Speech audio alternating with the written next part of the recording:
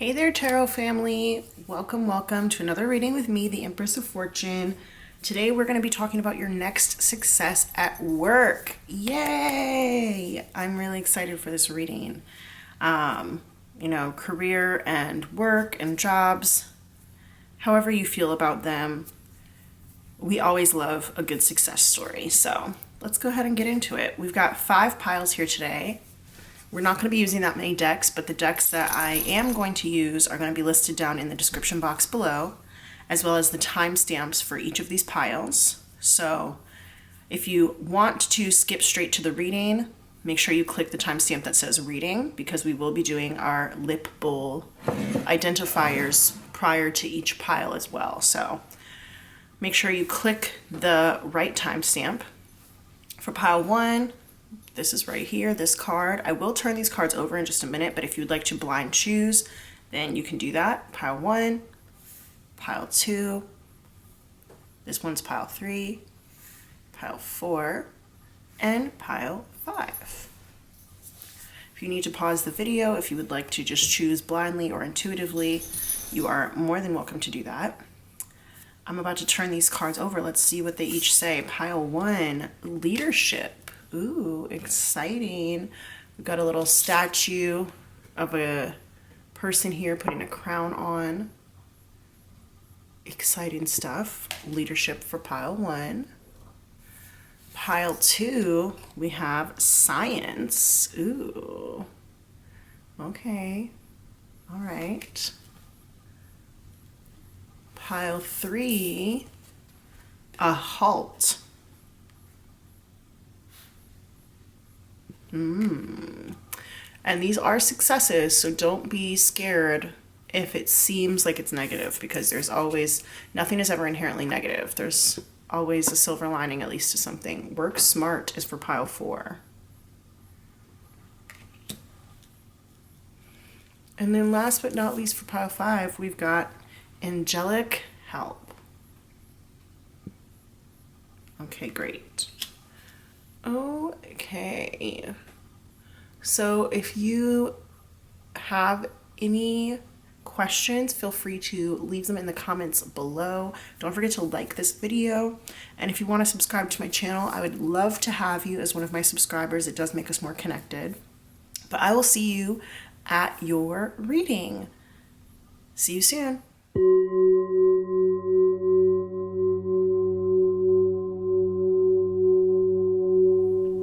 Hey there, pile 1. If you chose the first card, that card was leadership.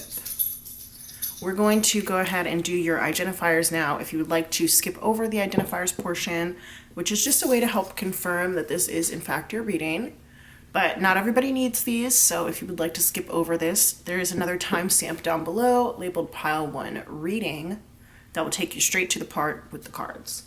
But for those of you who need, or want the identifiers to help you confirm, here we go.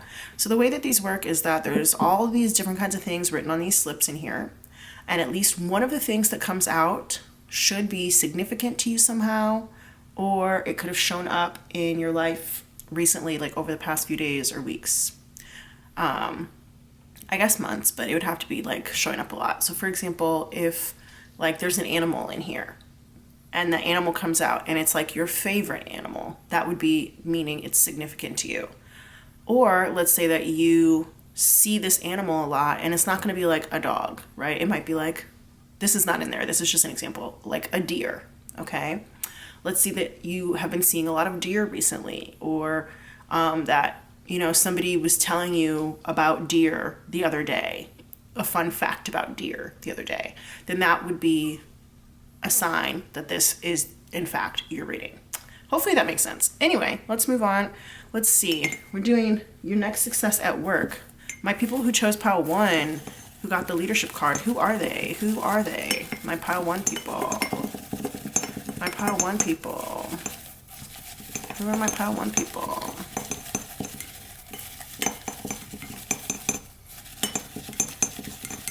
While I'm doing this, go ahead and hit that like button, like this video. It does help the video to spread a little farther in case anybody else on YouTube needs to see the message. And if you want to subscribe, I would love to have you here. It does make us more connected so that my readings are more tailored to you.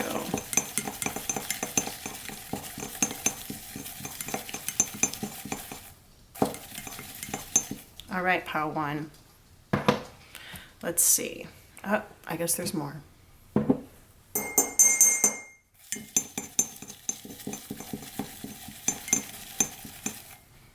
Okay. All right, that was easy. Let's see who's here. We've got air signs, Gemini, Libra, and Aquarius. So that could be your sun, moon, rising, or Venus sign. You might have a stellium in one of those. We've got brushing teeth. So maybe you like just brushed your teeth right before you watch this, or you were about to go brush your teeth, or you're brushing your teeth right now. Also, I know that sometimes people who suffer from depression have like a hard time brushing their teeth. So maybe that describes you. Harry Potter and the Chamber of Secrets. That could be the book or the movie. Dupe, makeup trickster. So a dupe, in terms of makeup, or I guess products in general, are things that are, I guess you would say, chemically similar or identical to other things. So like, let's say that there's like a really expensive foundation. A dupe would be a cheaper, maybe like drugstore version of that foundation that has the same formula, but is not the same brand. Maybe the formula is not exactly the same. So you could think of it also as like the generic versus the brand name, or maybe it is like the design is the same. I shouldn't say chemically, because it could be like a formula or a design, like the design is the same. But dupe also can mean like somebody duped you, somebody tricked you into thinking something different, thinking something was different than what it really was. Really, Really by Kevin Gates. That's a song. 12/12. That could be a time. It could also be a date, like December 12th. You might be seeing 1212 around a lot. Peanut butter and jelly. Maybe you've been eating those. Maybe you heard somebody say it recently or something. I know sometimes people say that to say like somebody's like jealous, like, oh, she's peanut butter and jelly. Sexy Villain by Remy Wolf. That's a song. Sexy Villain. Breaking Free, Zac Efron, Vanessa Hudgens, High School Musical. I think that's kind of interesting. Wasn't Zac Efron like the captain of the basketball team in that movie? Which would be a leadership role? I don't know, maybe. Bali. 4th of July, Independence Day. So that could be Independence Day in your country if your country has an Independence Day on a different date. 4th of July is Independence Day in the United States. And when I said Bali, I had just talked about the basketball team. It made me think of like ballin', right? Which people say sometimes, but there was also that song, We Fly High by Jim Jones. Mike Jones? Jim Jones. Definitely Jim Jones. Key tattoo. But now I'm thinking about that song. What is that song? It's by the Ying Yang Twins, but it's the one where they're like, Mike Jones, Jones. I'm looking for a dime. That's top of the line. Cute face, little waist with a big behind. Bad, B-A-D-D by the Ying Yang Twins. That song is also coming to me right now. We've got Ted Mosby. He's the main character of How I Met Your Mother, played by Josh Radnor. Legally Blonde. Elle Woods, played by Reese Witherspoon. Hand in My Pocket by Alanis Morissette. That's a song. Endings, Beginnings. That's a movie starring Shailene Woodley. Bimbo. I also am thinking now about Himbo, so maybe both of those. The number 8, that could be the month of August, which would be Leo and Virgo energy. You could live on 8th Street, the 8th floor, the 8th apartment, 8 people in your family. You might be seeing 888. We've got Mississippi here. NDA.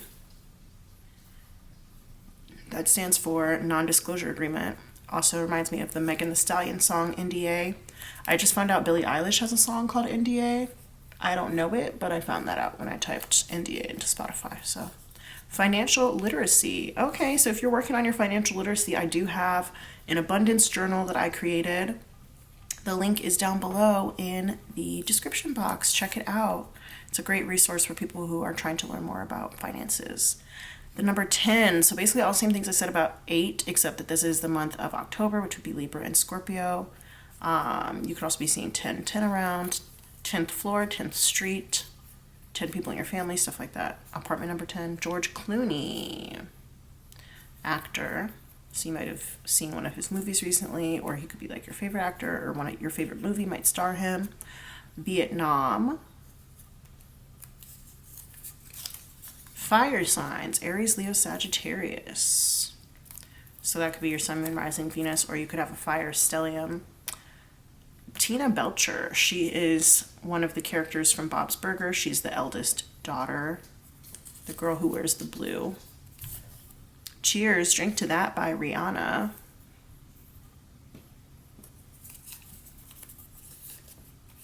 Bon Iver, AUATC, that stands for Ate Up All Their Cake. So it could be that song, or maybe you did recently like eat a bunch of cake. I Don't Want to Wait by Paula Cole. That is a song. It's also the theme song for Dawson's Creek. We've got Nice by Beyonce and Jay-Z, The Carters. American Horror Story Season 1, Murder House.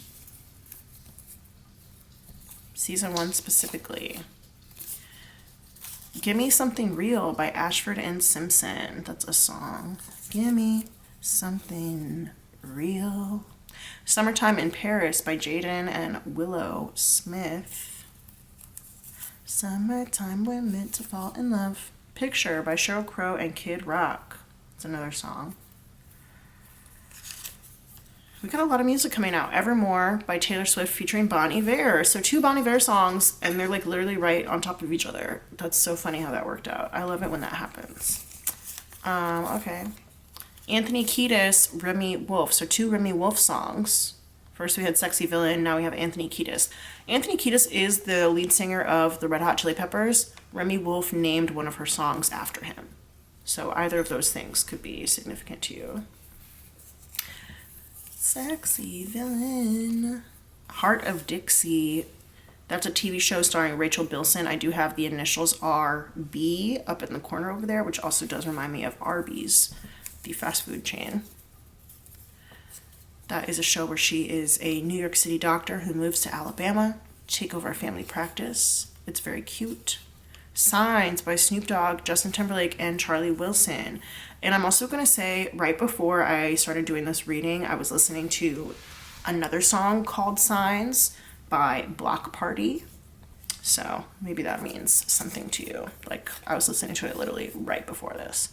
Throat Chakra. That song, Signs by Block Party, was featured in Gossip Girl for some of you guys. Bad, Badder, Baddest by Cynthia Voigt. That's a book. But I did say bad, didn't I? I said Yin Yang Twins, bad, with 2 Ds. That's funny. This Charming Man by Stars. That's a cover of a song by The Smiths. I heard it in a Barnes & Noble one time, and I like it. Search Party. That's a TV show. That girl from Arrested Development is the star, Aaliyah Shawkat. I don't know how to say her last name. Shawkat? I don't know. Monopoly. It's a game. It also is the name of a song by Ariana Grande and Victoria Monet. I've been on the road. Where have you been? The Climb by Miley Cyrus. Speaking of being on the road.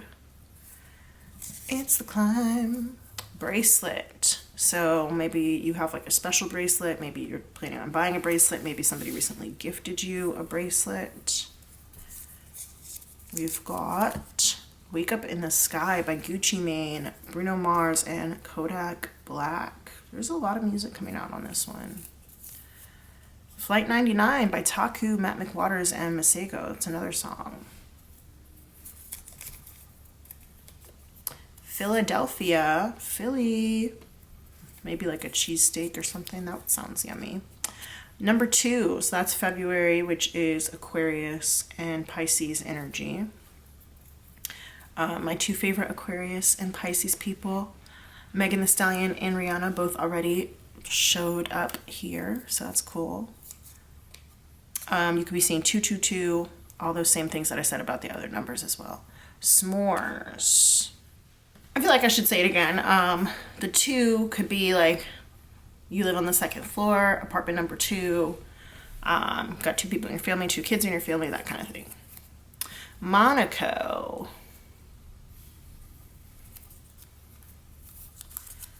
We've got 2 MONs right here, like Monopoly and Monaco. So MON could be significant somehow. Counting Crows. DJ Tambi, Ink Master. So Ink Master is a TV show where tattoo artists compete. DJ Tambi has won that show. He's won that competition 3 times. And he recently returned as a judge. So either the show Ink Master or DJ Tambi himself could be significant to you. Also maybe just DJs in general. Water signs, Cancer, Scorpio, Pisces. So we've got 3/4 of the zodiac out here already. That's interesting. That could be Sun, Moon, Rising, or Venus, maybe a stellium. Bluebird by Miranda Lambert, Charles Bukowski. Miranda Lambert has a song called Bluebird. Charles Bukowski has a poem called Bluebird, or you might just be seeing bluebirds around. Mia Thermopolis, main character of The Princess Diaries, both the book and the movies. They're number 4. We got a lot of numbers out here too. So that would be April, which is Aries and Taurus energy. 444, all the same things that I said before. I don't feel like I should repeat them. A Tribe Called Quest, that is a musical group, a hip-hop group. Waterbenders from Avatar: The Last Airbender. Catfish, the TV show. Neve Schulman, Cammie Crawford. So you could also have seen Neve and Cammie maybe outside of the context of Catfish. It doesn't have to be on that show. I know Cammie has a different show. You might have seen them on Instagram or something like that. Baby girl Lisa. She's from 90 Day Fiance. You might also just like know a baby named Lisa, or somebody named Lisa might be called baby girl a lot. We got Voice here. That does make me think of The Voice, the singing competition show. You might just work with your voice in some way, or your voice might be gone, especially since we have throat chakra. You might have just gotten your voice back. The Departed, that's that movie starring Leonardo DiCaprio, Matt Damon, and Jack Nicholson. Build-A-Bear, that's the place in the mall where people go to make stuffed animals. Randall Park, he's an actor. You might know him from Always Be My Maybe or Fresh Off the Boat. Pull Up by Abra, that's a song. Tell me you like me, you was in trouble the moment you said it. The number 1. So that is January, that's Capricorn and Aquarius energy. Any of these numbers that came out, you could combine them in any way. So like 8241, 1428, 2418, whatever. 4281. There's a lot of different combos. Please Don't Leave Me by Pink. Da da da da. Da da da da. Da da da da da. Honey by Kuka, the Medicine remix. Death Cab for Cutie. Yeah, there's a lot of music out here, so you could just be a DJ, that's fine. Or maybe something like that. Save a Horse, Ride a Cowboy, Big and Rich, just a musician in general, I guess. New Orleans, Louisiana. Da, da, da, da, da. The number 7, wow, yeah. There's a lot of numbers here. So that would be July, which is Cancer and Leo. 777, stuff like that. Gloria Delgado Pritchett, main character on Modern Family. I don't know that there really was a main character on Modern Family, but she was one of them. Apparently she was like the first person cast on that show, played by Sofia Vergara. What About Your Friends by TLC. That's a song. What about your friends? Quarter. So with quarter coming out, that could be actual coin, but with New Orleans also here, that makes me think of the French Quarter. Will they stand their ground? Taste by Tyga featuring Offset. Can I get a taste? Taste. We got Love by Tiana Taylor featuring Ms. Lauryn Hill. Big Rich Town by 50 Cent featuring Joe. That is the theme song for Power, the TV show. But yeah, it's a lot. We have 3 theme songs here.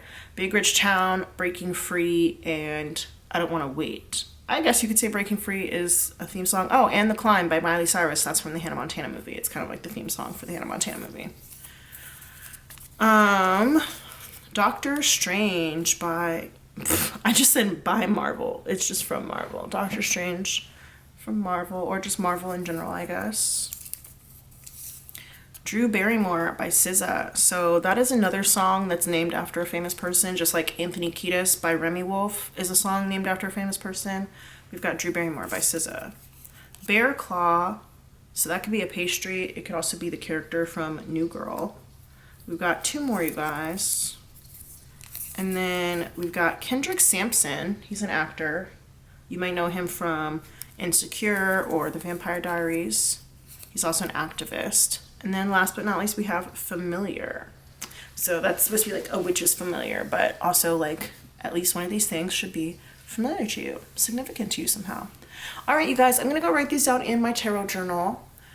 We're going to get into the reading in just a second. If you are interested in tarot, if you like to watch videos like this, you should definitely subscribe to my channel for sure if you want. But I also created a tarot journal for you guys. The link is in the description box below.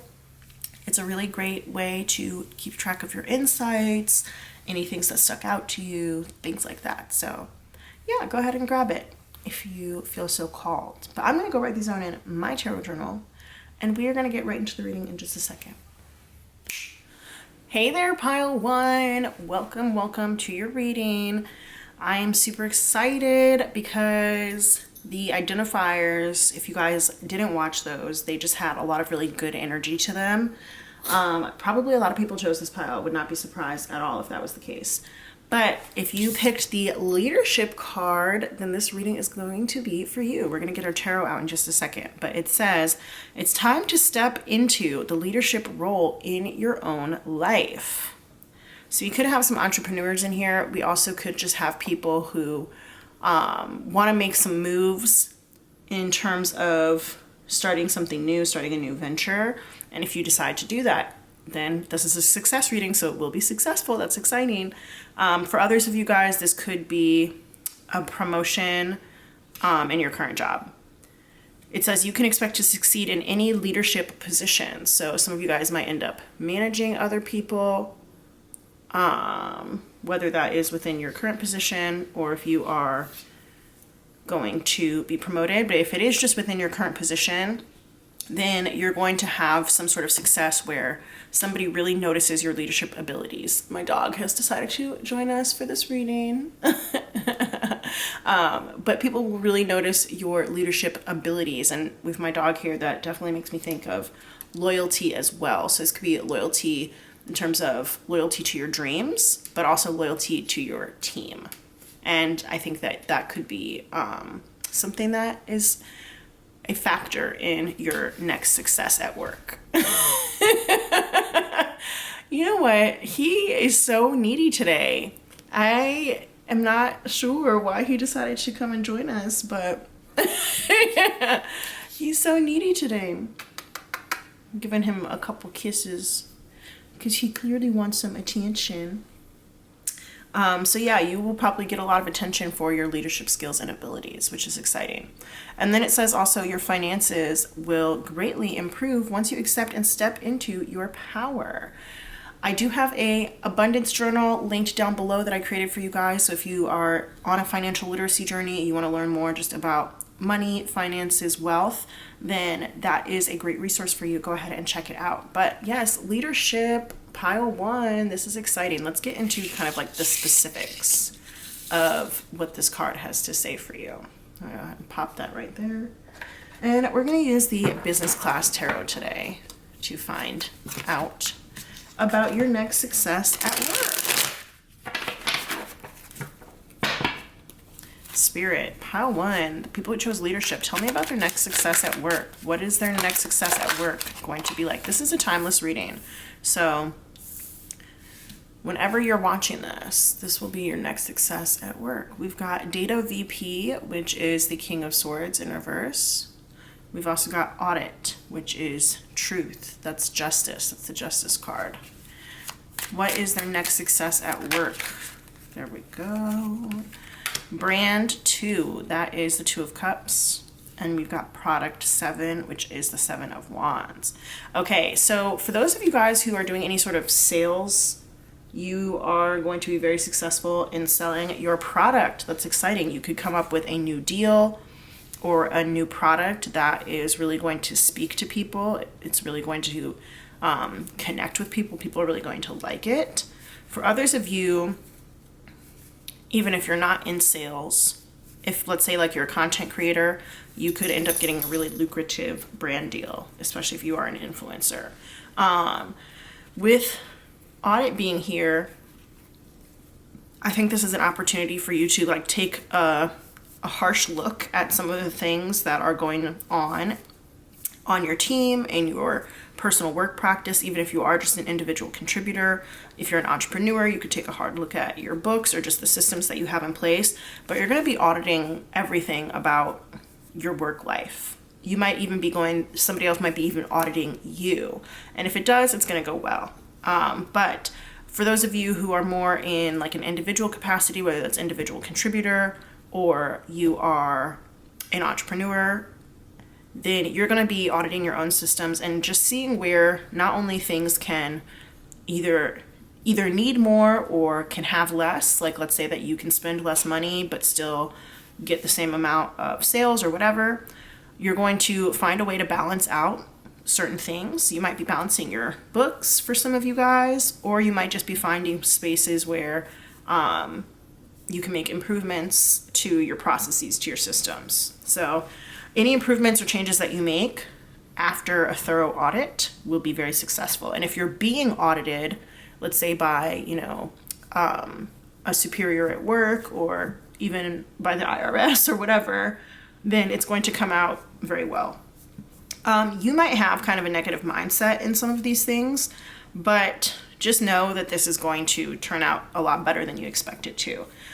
For some of you guys, I am seeing that you guys might have kind of a harsh mindset going on at this time, or you might have a harsh boss for some of you guys, okay? There could be also like an elderly person involved in this situation who maybe just doesn't understand the way that you do things, or who doesn't understand like the new way that things are done. It might not just be the way you do things, but it might just be, the times they are changing and somebody's not really getting it.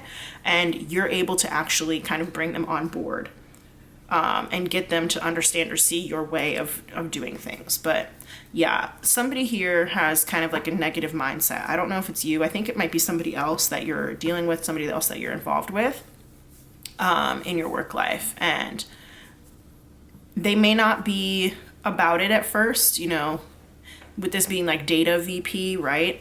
They may not be about it at first. They might be used to kind of doing things the old way, but once you show them that like the data really does support what you're doing, then they are going to be very on board with it, and they're going to see that it really does increase the success of the business or the success of the enterprise or the organization or whatever it is. And if this is just you and you work alone, then you might just be having some either old ideas, like you might not, want to innovate on anything at this time right now, but once you do some research and you kind of figure out that a new way is better, you are going to implement it and it's going to be successful.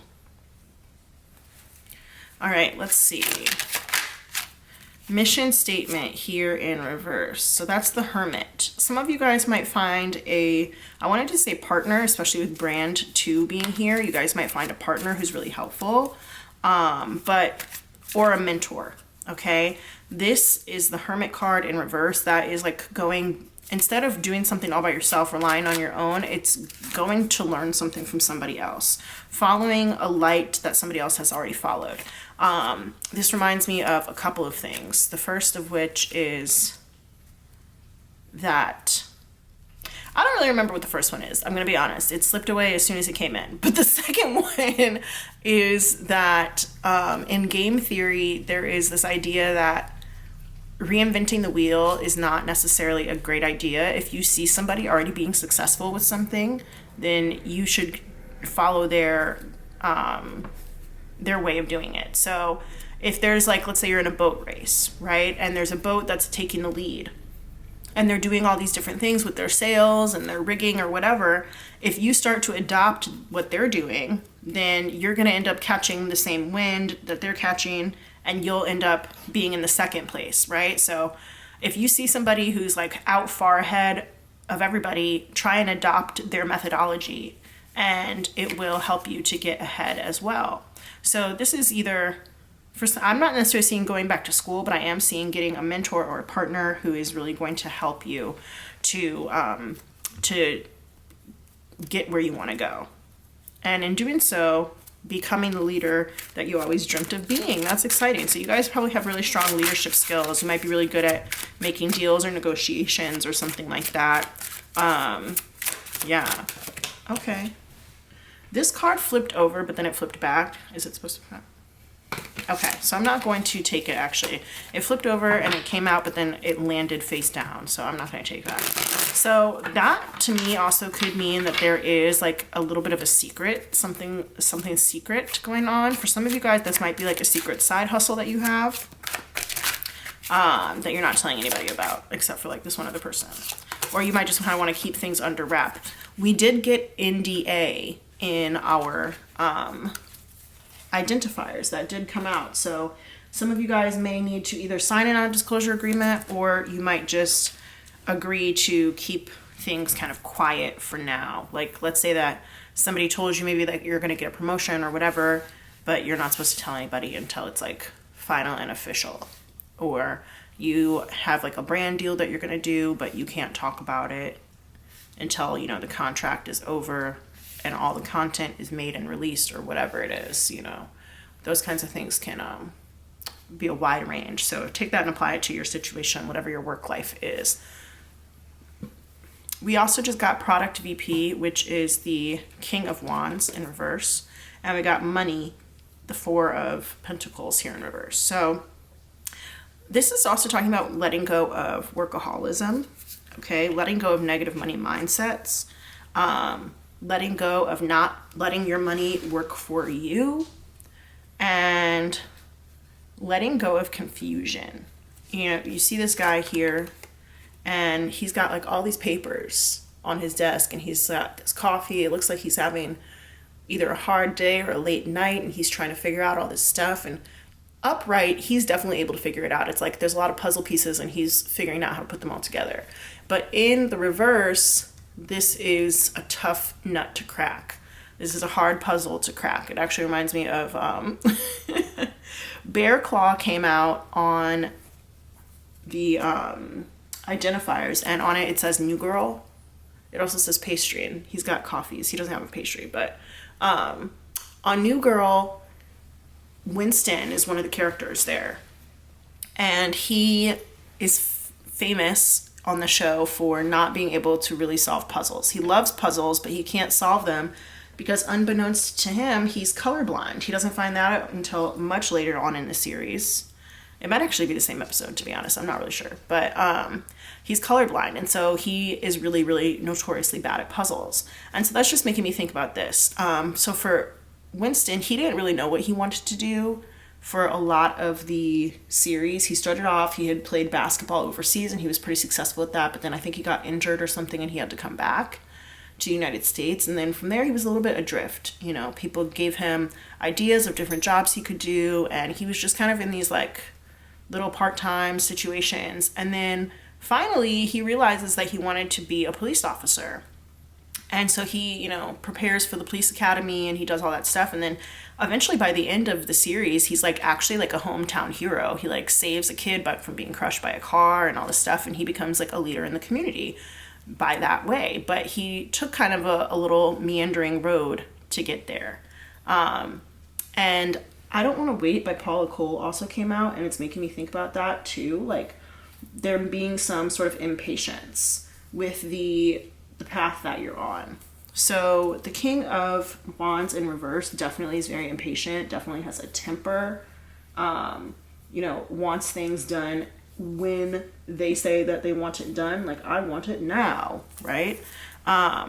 So there is an element of impatience here and maybe not being able to figure something out here. You need to let that go. That's an attitude that you need to let go because it's blocking you. Some of you guys also might be being a little bit stingy with your money. And if that's the case, you need to let that go and understand that sometimes, I don't want to say you need to spend money to make money. That is maybe part of it. That could be part of it for sure. But also, you need to not be so attached to the money that you have, because money is a currency. It is meant to be literally in a current. It is meant to be in a flow, okay? So that's not to say that you shouldn't save and that you shouldn't, you know, save for retirement. But if you are saving, your money should still be flowing. It should be flowing in through, you know, compound interest and investments and things like that, right? It shouldn't just be sitting there, because if it is just sitting there, you could actually be losing money due to things like inflation. Again, plug for my abundance journal. Go ahead and get one if you are interested in learning more about financial literacy, financial security, stuff like that. But yeah, for some of you guys, your money mindset could be holding you back. Regardless, this is a success reading. So for those of you guys who can do this audit and make that partnership or make that deal, it is going to be very successful, and you are going to really step into your leadership role, not only in your own life, but in your work life. And it's going to make you feel really good, but you got to let go of this impatience and being scared. Scared money doesn't make money. That is one of the things that is coming to mind right now. The little cell phone here on this card is really sticking out to me. So up here in the corner. So for some of you guys, your phones could be really important. You might be able to make some money from your phone, or, you know, making deals from your phone or something like that. It could be just the matter of making a call. Some of you guys might have a call that you need to make. Maybe somebody like gave you their number, or you got somebody's card or something like that, and you just haven't called them yet. That person could end up being integral into the success that you're looking towards.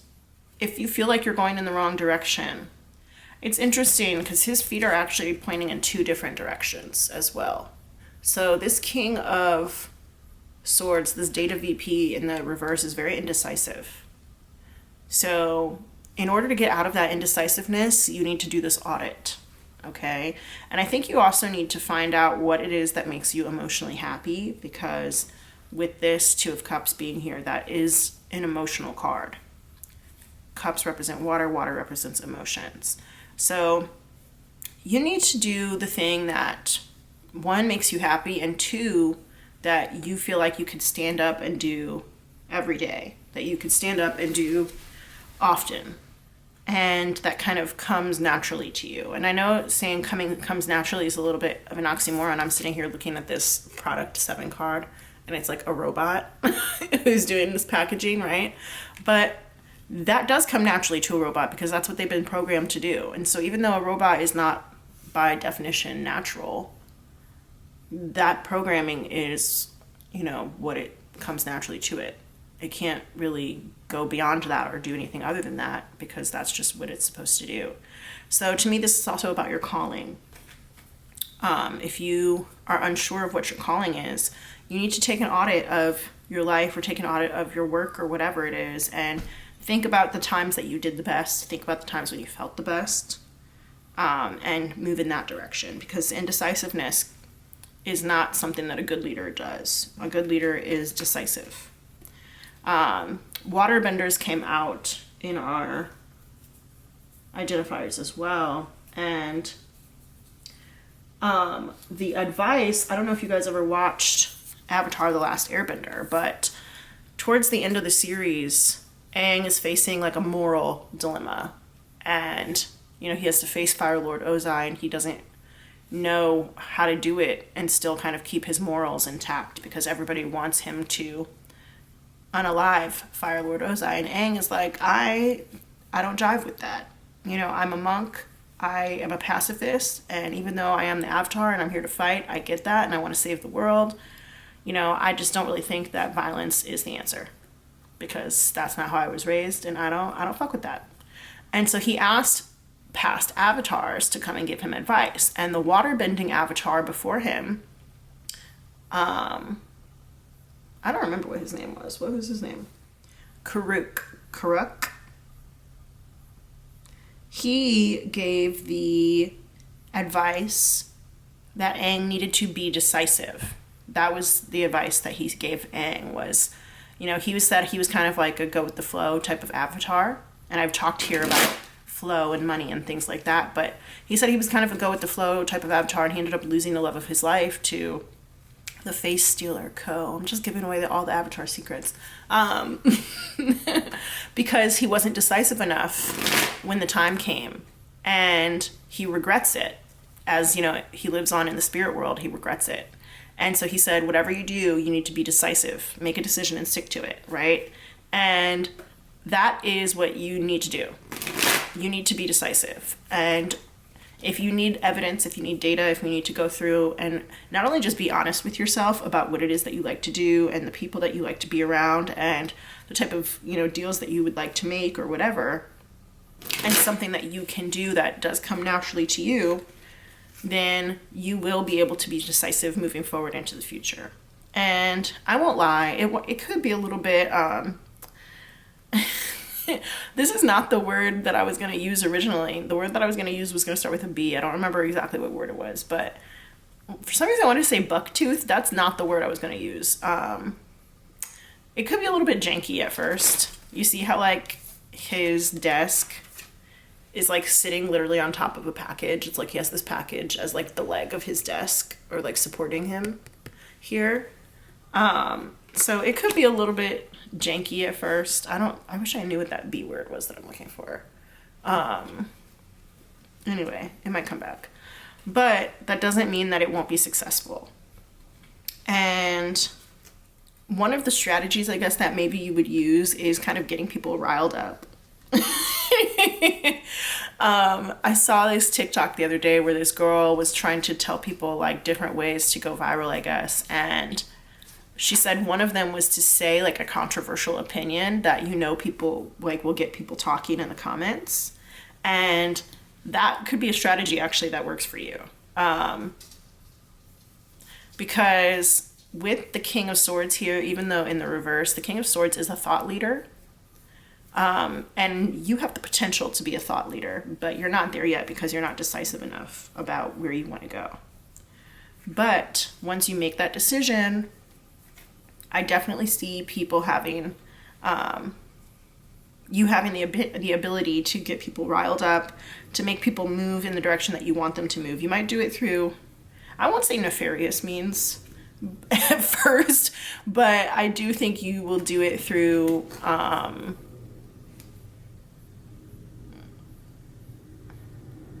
I guess maybe nefarious means at first. I don't know. You know, saying some controversial things, that's not necessarily nefarious in and of itself. I think it just depends on what it is that you say. For some of you guys, this could be something to do with family or possibly even a marriage. Let's see. Is there anything else for pile one about their leadership that we need to discuss? For some of y'all, this could be like a new business model that you want to implement or some sort of integration into your business model. So for example, if like you were like a drop shipper or whatever, you might integrate a new platform into your business and it could help be really successful. But yeah, there's all kinds of, you know, everybody does something different for work. So just take it and apply it. And if it doesn't apply, let it fly. But, I wanted to say actually that we did get twice the words big and rich coming out in the identifiers. We had Big Rich Town by 50 Cent featuring Joe. That's the theme song for Power. And then we also had Save a Horse, Ride a Cowboy, which is by Big and Rich. It's a country song. So if you are successful in this, you could end up being big and rich. Big meaning, you know, household name for some of you guys. Obviously that's not going to apply to everybody, but for others of you, you could just end up being, you know, a big success. And you could end up being really rich. So be honest with yourself. You have to be honest with yourself. You have to make a choice. And that choice should be a choice that is emotionally the right choice for you. Even if it's not super logical, it should be emotionally the right choice for you. Don't forget to like this video and to subscribe to my channel. It does help the video spread, and it helps me to be more connected to you so that my readings can be a little bit more tailored to your energy. Thank you so much for sticking through this with me, Pile 1. I hope you enjoyed your reading, and I will see you in the next one. Love you. Bye.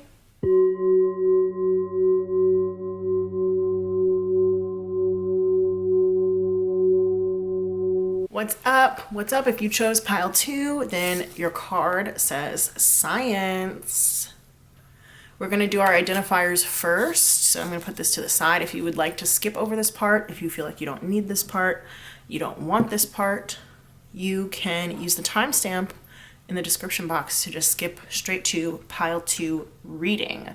That will be the part with the cards. So yeah, the identifiers are just to help to confirm that this is in fact your reading. Not everybody needs that confirmation. You know, if your intuition is super, super strong and you already just knew that Pile 2 is for you, you can skip over it. But if you want to watch the identifiers, then at least one of the things that comes out of this bowl should be significant to you somehow, or it could have been showing up in your life for the past couple of weeks. So for example, if there is like a food that comes out, it could be your favorite food. That would be significant. Or maybe you have eaten it a lot over the last couple of weeks, or somebody was talking about it a lot, or you like heard something about it yesterday or whatever, right? Even if it was just in passing more recently. So yeah, let's see, Pile 2. We're talking about your next success at work, the people who chose Pile 2 with the Science card. Who are my Pile 2 people? Who are my Pile 2 people? Pile 2, who are you? That just made me think of Scooby-Doo. You're like, Scooby-Dooby-Doo, where are you? Got some work to do now. While I'm doing this, go ahead and like this video. It really does help it spread a lot farther. And if you want to subscribe to my channel, I would love to have you as a new subscriber. It makes us more connected so that I can have a greater accuracy for you in my readings. Anybody else in Pile 2?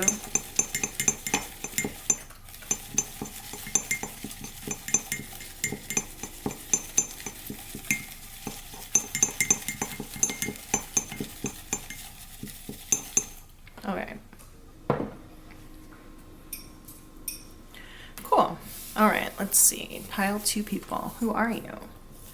Scooby-Dooby-Doo, where are you? All right, Helena, My Chemical Romance. It's a song. Long ago. Okay, karaoke.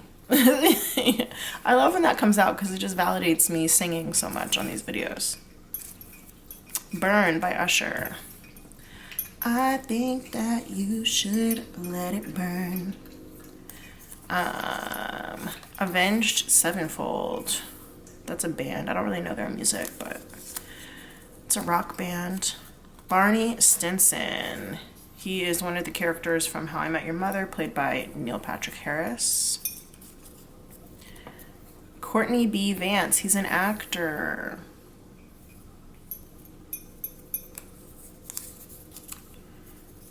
Cheerleader by Omi, Felix Jane radio edit. That's a song. That's one that's like, oh, I think that I found myself a cheerleader.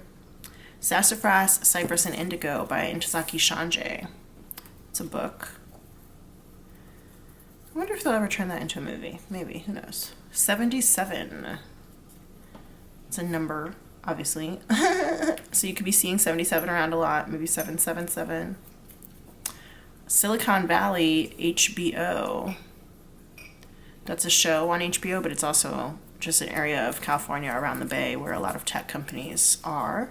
Lil Sebastian, that is a mini horse from Parks and Recreation, the TV show. Bye bye, Lil Sebastian. Pink Lemonade.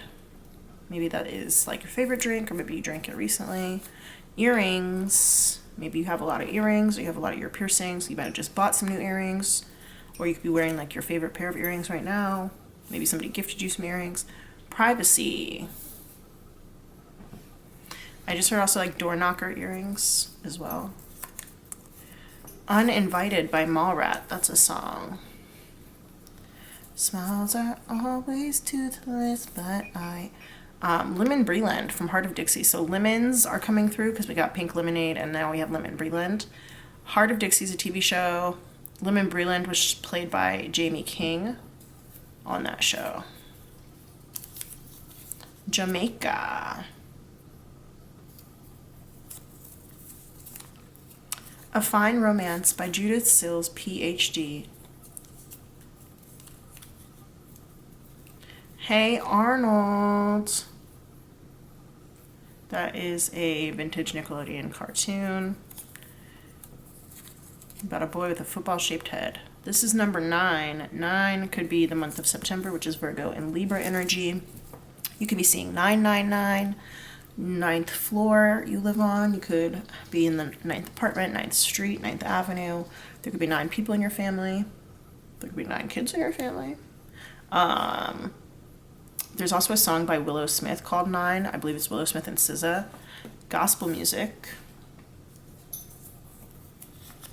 Work from Home by Fifth Harmony. We can work from home. Oh, oh. Kimberly, 90 Day Fiance. So she is one of the people who was on like before the 90 days. She also was in the military. I don't remember which branch of the military, maybe the Air Force, but she was in the military and that's coming through right now. For some reason, I needed to say that. Edibles. If you know, you know. Outstanding by the Gap Band. That's a song. Outstanding. Girl, you knock me out. The Joker by Steve Miller Band. It's also a song. So I like how both of these songs, the groups have the word band in their name. That's fun. Tupac, Keep Your Head Up.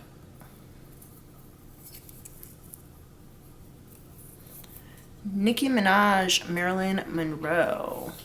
So, of course, just Marilyn Monroe could be coming up in your life, or you might just really like Marilyn Monroe. You might have like a picture of her somewhere. But Nicki Minaj also has a song called Marilyn Monroe. I'm feeling like strong connections and ties to pile 1 through these identifiers. So you could also have messages in pile 1 as well. Cold Hearted 2, Meek Mill. So Meek Mill and Nicki Minaj, they used to be an item. They used to date. So interesting for them to come out together next to each other. Cold Hearted 2 is off of Meek Mill's album Championships. Grand Crew, that's a TV show about a group of friends who hang out at a wine bar in LA. Pink Velvet. So we got a lot of pink coming out. So Nicki Minaj coming through strong because, you know, she's like Pink Friday. She's the pink girly. She loves pink. But we got Pink Lemonade. We got Pink Velvet. And I'm saying again that there is a tie to pile 1 because in pile 1, a song by Pink came out. So, yeah, I'm just feeling strong ties to pile 1. Carrie, that is supposed to be the Stephen King book or movie. Somebody could just be named Carrie, though. $20, that also, so you might have $20 in your pocket. Somebody might have just given you $20, or you might only have $20 to your name. I don't know. That also reminds me of the song $20 by MIA. Yellow Jackets. So yeah, yellow coming through as well with all of the lemons. Lobster. Anniversary by Tony, Tony, Tony. That's a song. We've got here Beauty in the Dark by the Isley Brothers and Mos Def. 10 Things I Hate About You, starring Heath Ledger and Julia Stiles. Aang from Avatar: The Last Airbender. Nobody's Supposed to Be Here, Deborah Cox. That's a song. So Avatar: The Last Airbender I actually also talked about in pile 1, so you may want to check out pile 1 for sure. Tea ceremony. So you could have like a tea ritual, but that is meant to be like the Chinese tea ceremony. We Used to Be Friends by the Dandy Warhols. That is a song. It was the theme song for Veronica Mars. We also had a few theme songs come out in pile 1. I'm telling you. Strong connection energy here. Blackberries. Oklahoma. So that could be the state of Oklahoma. Could also be the musical Oklahoma or the play. Ruffles. That could be the chips or the fabric. We've only got a few left, you guys. Casino by Houndmouth. I did say 777, which is one of like those jackpot numbers on the slot machines. But Casino by Houndmouth is a song. Nana by Trey Songz. We've got Red Hot Chili Peppers. Anthony Kiedis came out in pile 1. He's the lead singer of Red Hot Chili Peppers. Red Hot Chili Peppers is a band. We've got Betty Davis. She's like a funk and rock icon. Not the actress, but the one who was married to Miles Davis. She's a musician. And then we've got piano. Speaking of musicians, so you could play the piano. You might have a piano in your house. Maybe you went to a place called Pianos recently. And then last but not least, we've got Bob Marley. All right, so if any of these, like I said, are significant to you or are familiar to you, or if they have shown up in your life over the last few days or weeks, then that means that this is, in fact, your reading. I'm going to go ahead and write these down in my tarot journal. If you like to watch readings and you want to take some notes, I did make a tarot journal for you guys to help you record your insights and important things from your readings as well, to help you remember them so you can move forward. The link for that is in the description box down below. So make sure you check it out if you feel so called. But I'm going to go write these down in my tarot journal, and I will see you guys in a second. Hey there, pile 2. Welcome to your reading. Let's get straight into it. So, science, your next big success at work. Well, I shouldn't say big success, just your next success at work. Science, the card here says there's something unfolding for you. Work with an open mind. Ooh, okay. Consider careers in science or any job that unravels the mysteries of the universe. So it doesn't have to be specifically a scientific career, just one where you do research, where you find out new things, where you are helping to advance society in some type of way. Or to, like it says, unravel the mysteries of the universe. Find out something new for yourself or for others. The last thing it says here is to apply a scientific approach to your business or financial problem. So the first thing that I'm thinking for you guys is that you could be finding out something new that brings your team or brings yourself, brings your business, brings your company some really beneficial aspect that is going to either generate more money or a new system for doing things that is going to be more efficient, or it could just be bringing a really important piece of knowledge to the forefront that is going to change perspectives and could give you some notoriety or highlight you in some way in the workplace as someone to look out for in a positive way. For some of you, you may actually work in the science field or the research fields, chemistry, biology, psychology. It could be social sciences as well. You may be trying new things, and you may find a way that proves to work really well. You know, they say with science, everything is theory until you can, prove it over and over again. And of course, a lot of things that researchers do is they'll look at somebody else's experiment and then they'll try and recreate the conditions in their own labs, and they'll do the experiment and see if they got the same results. And if they do get the same results, then, that works as proof for the theory, and then it is no longer a theory. It can become a law, it can become a fact, that kind of thing, right? So the scientific process is all about experimentation, recording your findings, and being able to reproduce those findings in the same way that they were produced the first time, over and over again. So you may have been doing a lot of trial and error in your work, and you may have finally found a way to do whatever it is that you're doing that is consistently successful. You know what's so funny is I'm looking at this word science and it feels to me like it's spelled wrong. Like, I know it's not, but when that happens, like when you look at a word for too long and all of a sudden it just seems like it's like not right. I'm getting that sensation right now. And it is freaking me out a little bit. And it's so funny because I thought even at first that like maybe it's just because it's in all caps up at the top, right? But then I even looked at it like down below where it was in lowercase letters, and it still just felt like it was spelled wrong. So maybe some of you guys caught an error. You might have caught an error somewhere and it turned out to be really beneficial to you. It could have been negative if the error had not been caught, and the fact that you caught it is a big success for you. I don't know why I keep saying big success. This is like, that's not the title of this video. The title of the video is Your Next Success at Work, which technically could just be like a little success, a little win, but I keep wanting to say big win here. Yeah, I don't know what that's about, but let's see. These dollar signs at the top of this card are especially sticking out to me. So your next success could come with some sort of monetary compensation, could come with some sort of bonus, or like I said, if you caught an error somewhere, you might have caught an error in the accounting or reviewing of the records that saved you money or brought you more money or something like that. Some of you might work in really technical fields that need a lot of oversight. And that doesn't mean that you need oversight, but just that, the things that you work with may need a lot of oversight. And if that's the case, then you may be successful in doing that. All right, let's see. I'm going to put that right there. And we're going to get our tarot cards out now. Using the business class tarot today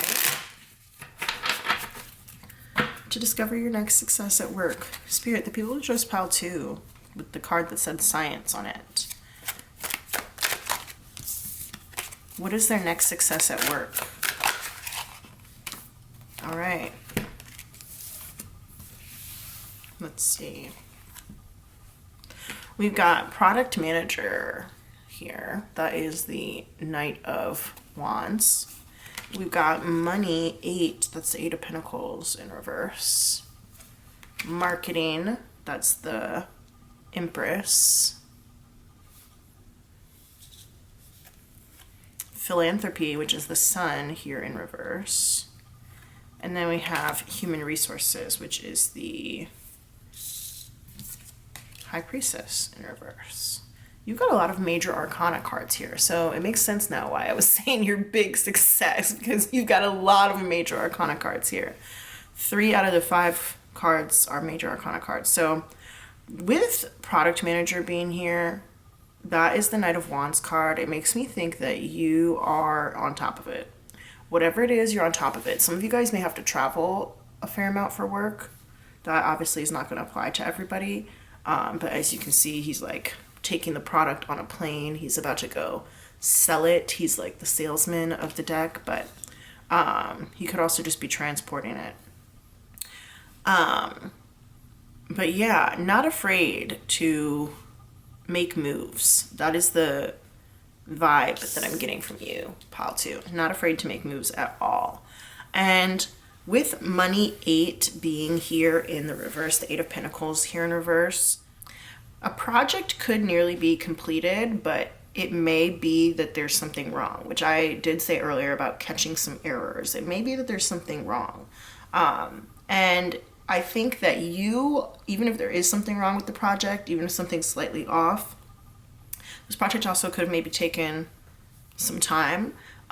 Even if there is something wrong with it, I feel like you're able to spin it in a way that is really beneficial to you. You're able to kind of change the narrative around what it is that has happened here.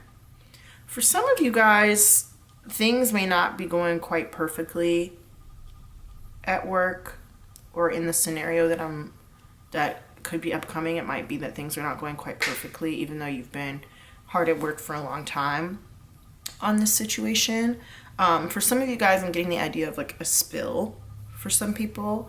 That could be in different ways. Like it could be like literally something spilled. Like I did say, some of you guys might be working in a technical field. There could be like biology or chemistry or something. So like a chemical spill, an oil spill, something like that. But like for some of you guys, it could be like the colloquial way of saying spill. Like, oh, she took a spill. Like somebody fell. And if that's the case, then either way, I feel like you're able to clean it up or walk it off really, really suavely. Or you're able to like get up and spin it in a way that's like, oh no, I meant to do that. Or, oh no, I'm okay. And you know what? Here's what we're going to do to make sure that that doesn't happen again, or something like that. But I definitely see you guys being revered, especially for your hard work, for your hardworkingness. We've got 2 sharks in here. We've got this shark here on this guy's sweatshirt and this shark here on the human resources card. You see a shark right here? Both of these sharks are upside down. And I feel like I learned something about sharks being upside down. What was that? Let me look. Yeah, so like when a shark is upside down, it actually like goes into a trance. And scientists can like use that period to like tag them if they wanted to do research on the sharks, like maybe follow their migration patterns or whatever. There's also like pictures of sharks from underneath, and they look like really creepy. Like they look like can I show this to you guys? That's what like a shark's head looks like from the bottom side. Isn't that creepy as hell? Yeah. So when upside down, the shark's breathing slows, muscles become lax, and the dorsal fin straightens, rendering it almost helpless. So a shark can only stay like that for about 15 minutes, which makes a lot of sense because we do have the Sun card here, the philanthropy card here, and it's in reverse. And that means that something is, I'm sorry, that is not the Sun card. Why did I say that? That's the Judgment card. I said that was the Sun card earlier, so I guess we must have Sun energy. And my thought here also was that it was a temporary situation. I don't know why I thought that was the Sun card. That's the Judgment card. I know that. So again, the idea of like making an error and then correcting the error is coming through. That is coming through very strongly. Okay, you know what? I'm coming down with the idea of something being belly up, right? Something going belly up. Oh, there's a third shark in here that I didn't even see. Look at that. There's a third shark right here. And he's also upside down. So yeah, belly up is coming through. And you know, when they say like a company goes belly up, it's like they're going bankrupt. And you know what else I'm seeing right now is that there might be some people in your company who get laid off or who have to be let go, with human resources here in the reverse. And I think that your ability to correct these errors or to even maybe like make sales, if that is something that you do, or to help with the marketing, or to help with the story of the company, or just even the way that you're able to market yourself. If you've been like recording the things that you've done for the company, things that you've fixed for the company, you know, research that you've done for the company, anything like that, you're going to be able to survive that cycle of layoffs,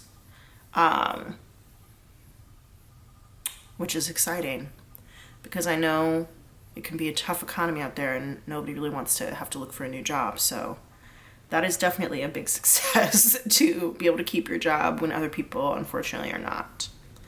I do think that you being a hard worker is coming through, somebody who does pay attention to detail, and you might be kind of a slow worker in some ways, but if that allows you to make sure that things are correct, then that's valuable rather than somebody who rushes through things and gets them wrong.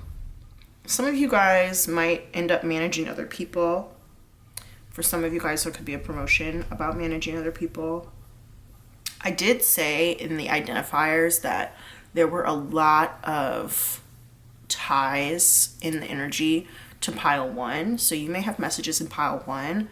And pile one was about leadership. So there could be some opportunities here for leadership for you as well. With philanthropy here in the reverse, it really makes me feel like there's not a lot to give away to other people. There's not a lot of maybe profit that the company has or that you have if you're an entrepreneur, or you know, even if you work in, like, let's say like a service type of position, like you're a teacher or something, you know, there may just not be a lot of extra to go around. And if you're able to apply a scientific approach to your business or financial problem, you may be able to find where there is either too much being spent or maybe where there is a little bit of extra that you can work with. But yeah, I am getting the idea of like cutting the fat here. Anything else for pile 2? All right, we got the Data Ace here in reverse. That is the Ace of Swords in reverse. So yeah, that does kind of make me feel like there's like bad news coming or somebody saying no to something. Data 5, 5 of Swords, that's a defeat. This is getting over a defeat. So yeah, there is a defeat that's coming towards you, but I feel like you're going to be able to like skate by. You're going to be able to escape past it. You see how like this guy here is covered in armor and there's these two people walking away and he's like spinning this thing like a basketball on his finger, right?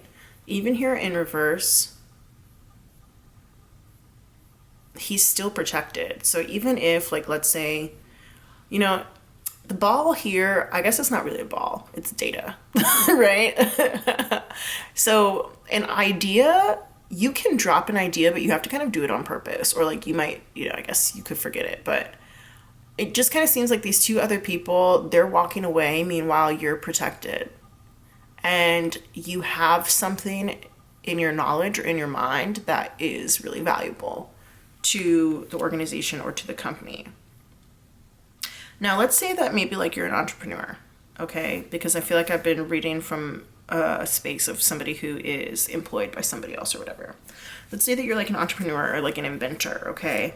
It might be that other people who maybe were funding you or who were hoping to work with you decide to walk away, but that doesn't mean that or they tell you no about something. Like, let's say that you wanted to, you know, take your business in a new direction, or you had a new idea, or, you know, you want to invent something new. And the other people, for some reason, they don't want to partner with you on this. They don't see the value in it. They tell you no. That's okay, because with the research that you've done on this, you're still going to be successful regardless.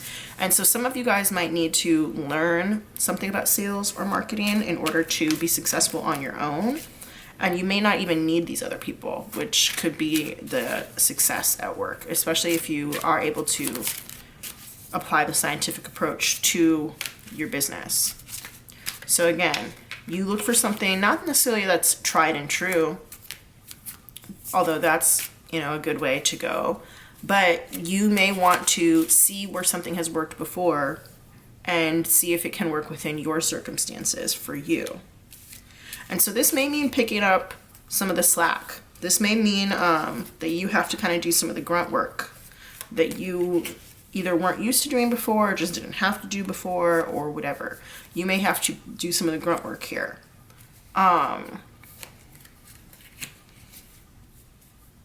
But I don't think it's going to be bad for you.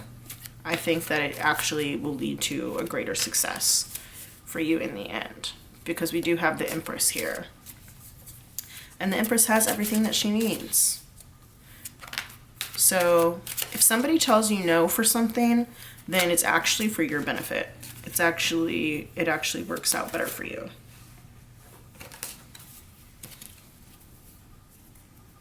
Even if, like, let's say somebody like pulls your funding or whatever, you know, it's okay, because you will figure out either another route or how to do it on your own. For some of you guys, there might be like a bad contract or an error in a contract, and you might notice it when you are reading through it, and you can kind of strike that line from the contract and move forward with a contract that's more favorable to you. I am getting some negotiating here. Some of you guys also may work with like rocks, jewels, gemstones, things like from the earth, soil, dirt, I guess plants. Some of you guys might be public speakers or presenters of some sort. You could also be client facing in some way, and you may have a really good presentation, whether that's like you create a really great PowerPoint or a great slideshow, you make a really engaging speech. Some of you guys might be invited maybe to speak at a conference or a university or something like that. And if that's the case, then definitely you should look into the specifics of your contract and make sure that there aren't any negative things in there that could hinder you from doing your best work or from getting what you should be getting out of it, because you definitely have a lot to offer with this project manager card here. You have a lot to offer. What you have to offer is very valuable, and I think that people will see that, and so you're going to be protected in a time when other people are not. Some of you guys might even get invitations to do certain things with people. Like I'm seeing like a boat ride or like playing golf with someone. Maybe go on a flight with someone, in some way travel together somewhere. All right, y'all, don't forget to like this video. It really does help it to spread a little farther across YouTube so that anybody who may need to see it can find it. And subscribe to my channel so we can be more connected. That's all that I see for you, Pile 2. Thank you so much for spending some time with me today. Thank you for watching. And don't forget to comment down below and let me know, what is it that you do for work? I would love to know more about your careers, your jobs, the things that you do for money. Yeah. Well, I'll see you in the next one. And I did say, like I said, you may have some messages in Pile 1 as well. And you can also intuitively check the other piles to see if there are any other messages for you there. See you later. Bye.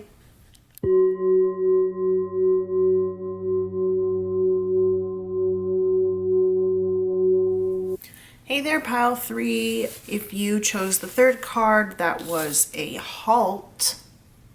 Don't worry, because this is a success reading, so there's nothing but success here for you. Do not worry about that. We're actually going to do our identifiers first. So if you want to skip over this portion, then there is another timestamp available to you down below. It will say Pile 3 reading.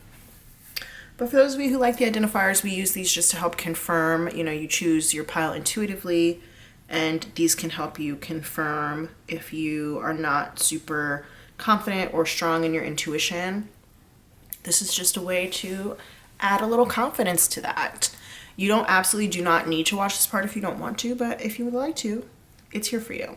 So the way it works is that there's tons of slips in here in this little bowl, There's a lot of them. And at least one of the things that comes out of here should be significant to you somehow or familiar to you, could just have shown up even in the last few days of your life. So let's say that there is like a TV show in here.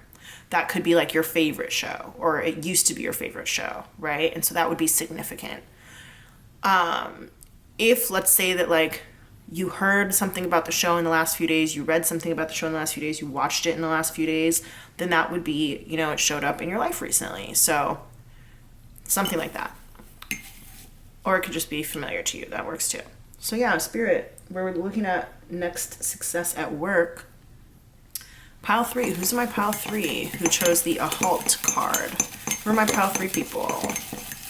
While I'm doing this, make sure you like this video and subscribe to my channel. It makes us more connected. When you like the video, it helps the video spread a little farther across YouTube so that people who may need to see it can find it.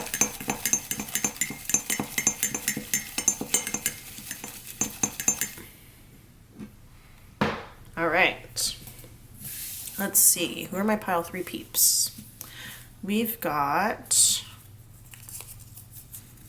Swing Swing by the All-American Rejects. Swing, swing, swing from the tangles of my heart is crushed by a former love. All Black Everything. Katara from Avatar: The Last Airbender. Romance novel. Blueberries. Bless the Hearts. That's an animated TV show. I think it was on Fox. Morris Chestnut. He's an actor.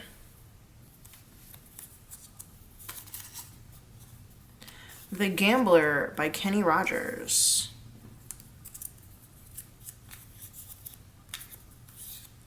Rascal Flatts. That's a country group.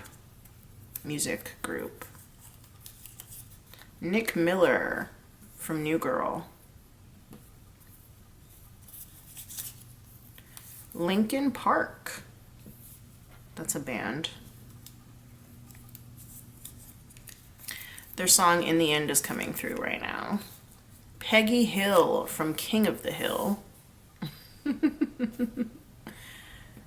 Peggy Hill. Earth signs, Capricorn, Taurus, and Virgo. And for some reason, I just wanted to tell you that Peggy Hill, she worked part-time as a substitute Spanish teacher. I don't know why I wanted to tell you that, but I did. Capricorn, Taurus, Virgo, that could be your sun, moon, rising, Venus. You might have an Earth stellium as well. Peggy Hill also wrote a column for like the local newspaper too. And then I think she like wanted to get into real estate. So for some of you guys, you may have a few different careers from your past or that you could be interested in. The London, or just London in general. The London is a song by, who is that song by? Can you meet me at the London? We can run time, we can run one. I don't remember. I feel like I forget that every time. Young Thug, J. Cole, Travis Scott. All right, Doug, that's a TV show from Nickelodeon. That was when the theme song like do do do do do do do do do. Famous last words. Interesting. As I was opening this up, it made me think of like Diamond. I don't know why Diamond or Diamonds is coming to me. It's not because of this guy. This guy right here. It's not because of that. At least I don't think so. Patti LaBelle. Famous singer. The Gift, the album by Beyonce. So that was the album that went along with like the release of the live action Lion King.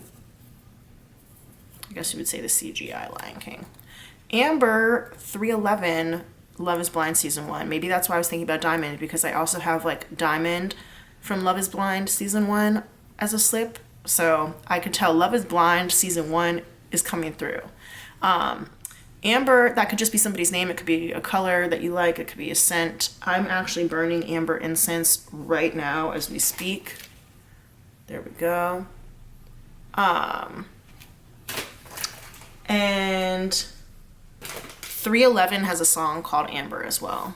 Oh, Amber is the color of your energy. Oh. What's the next part? Did they say like rainstorm something? Because it's raining right now. This might be my pile. They say brainstorms, not rainstorms. Okay. Shades of gold display naturally. Okay.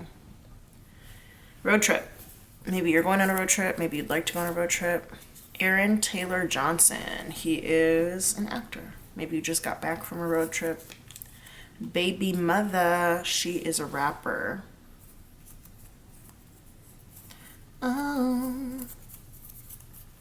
Return of the Mac by Mark Morrison. Return of the Mac once again. Matthew McConaughey. He's an actor as well. Got 3 actors in here so far. Hello Talk. That's an app that people use to practice languages, language learning. Pranks and Punked. So maybe you enjoy pranks, maybe you like pranks. Punked was a TV show that Ashton Kutcher had back in the day where he would prank celebrities.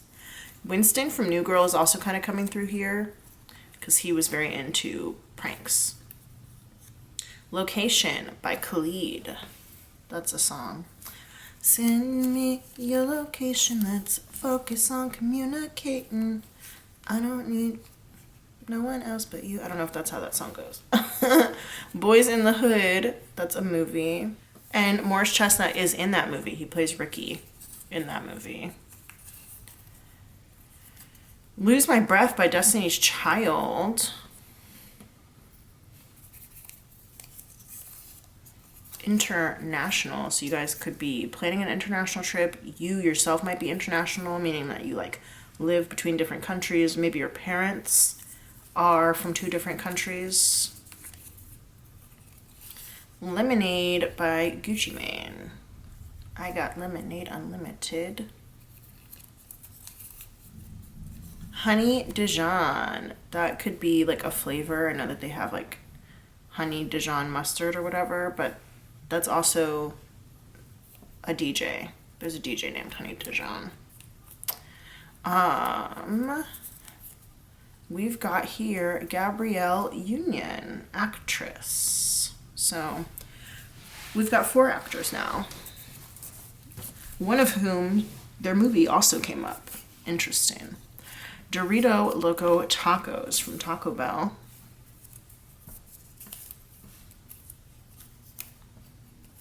Send me your location. Closer. That's a movie. Focus on communicating. Rip Girls. I knew this one was going to come out. When did I know that was going to come out? I think it was when I opened up Honey Dijon. I don't know. But I just love it when that happens. Rip Girls. That's a Disney Channel original movie. Hide your kids, hide your wife. That is a quote by Antoine Dodson. Back in the day, it went viral. It was turned into like a song. 1894 by Amber Marks. So yeah, the name Amber or the word Amber is like very strong. We got Amber here and we got Amber here as well. Also, something interesting, especially since they came out on Top and Bottom, Bless the Hearts and Peggy Hill right here. Those 2 shows actually take place in the same universe. King of the Hill came way before and it ended several years before Bless the Hearts came out. They're both animated adult shows. But they both have this large, I guess you would say, like superstore in there called Megalomart, which was created, I guess, to model after like a Walmart or a Target or whatever, like a Sears. And it first appeared in King of the Hill. And then after King of the Hill went off air and then Bless the Hearts started, it was revived. Megalomart was seen in Bless the Hearts as like their local superstore. So I find that to be interesting. And speaking of revived and revivals, there is talk about King of the Hill coming back. So the show ended, but they may actually end up reviving the show. So yeah, I just thought that was kind of interesting. and wanted to point that out. Some of you guys, I know not everybody watches this part, but if you made it this far, I might as well say it.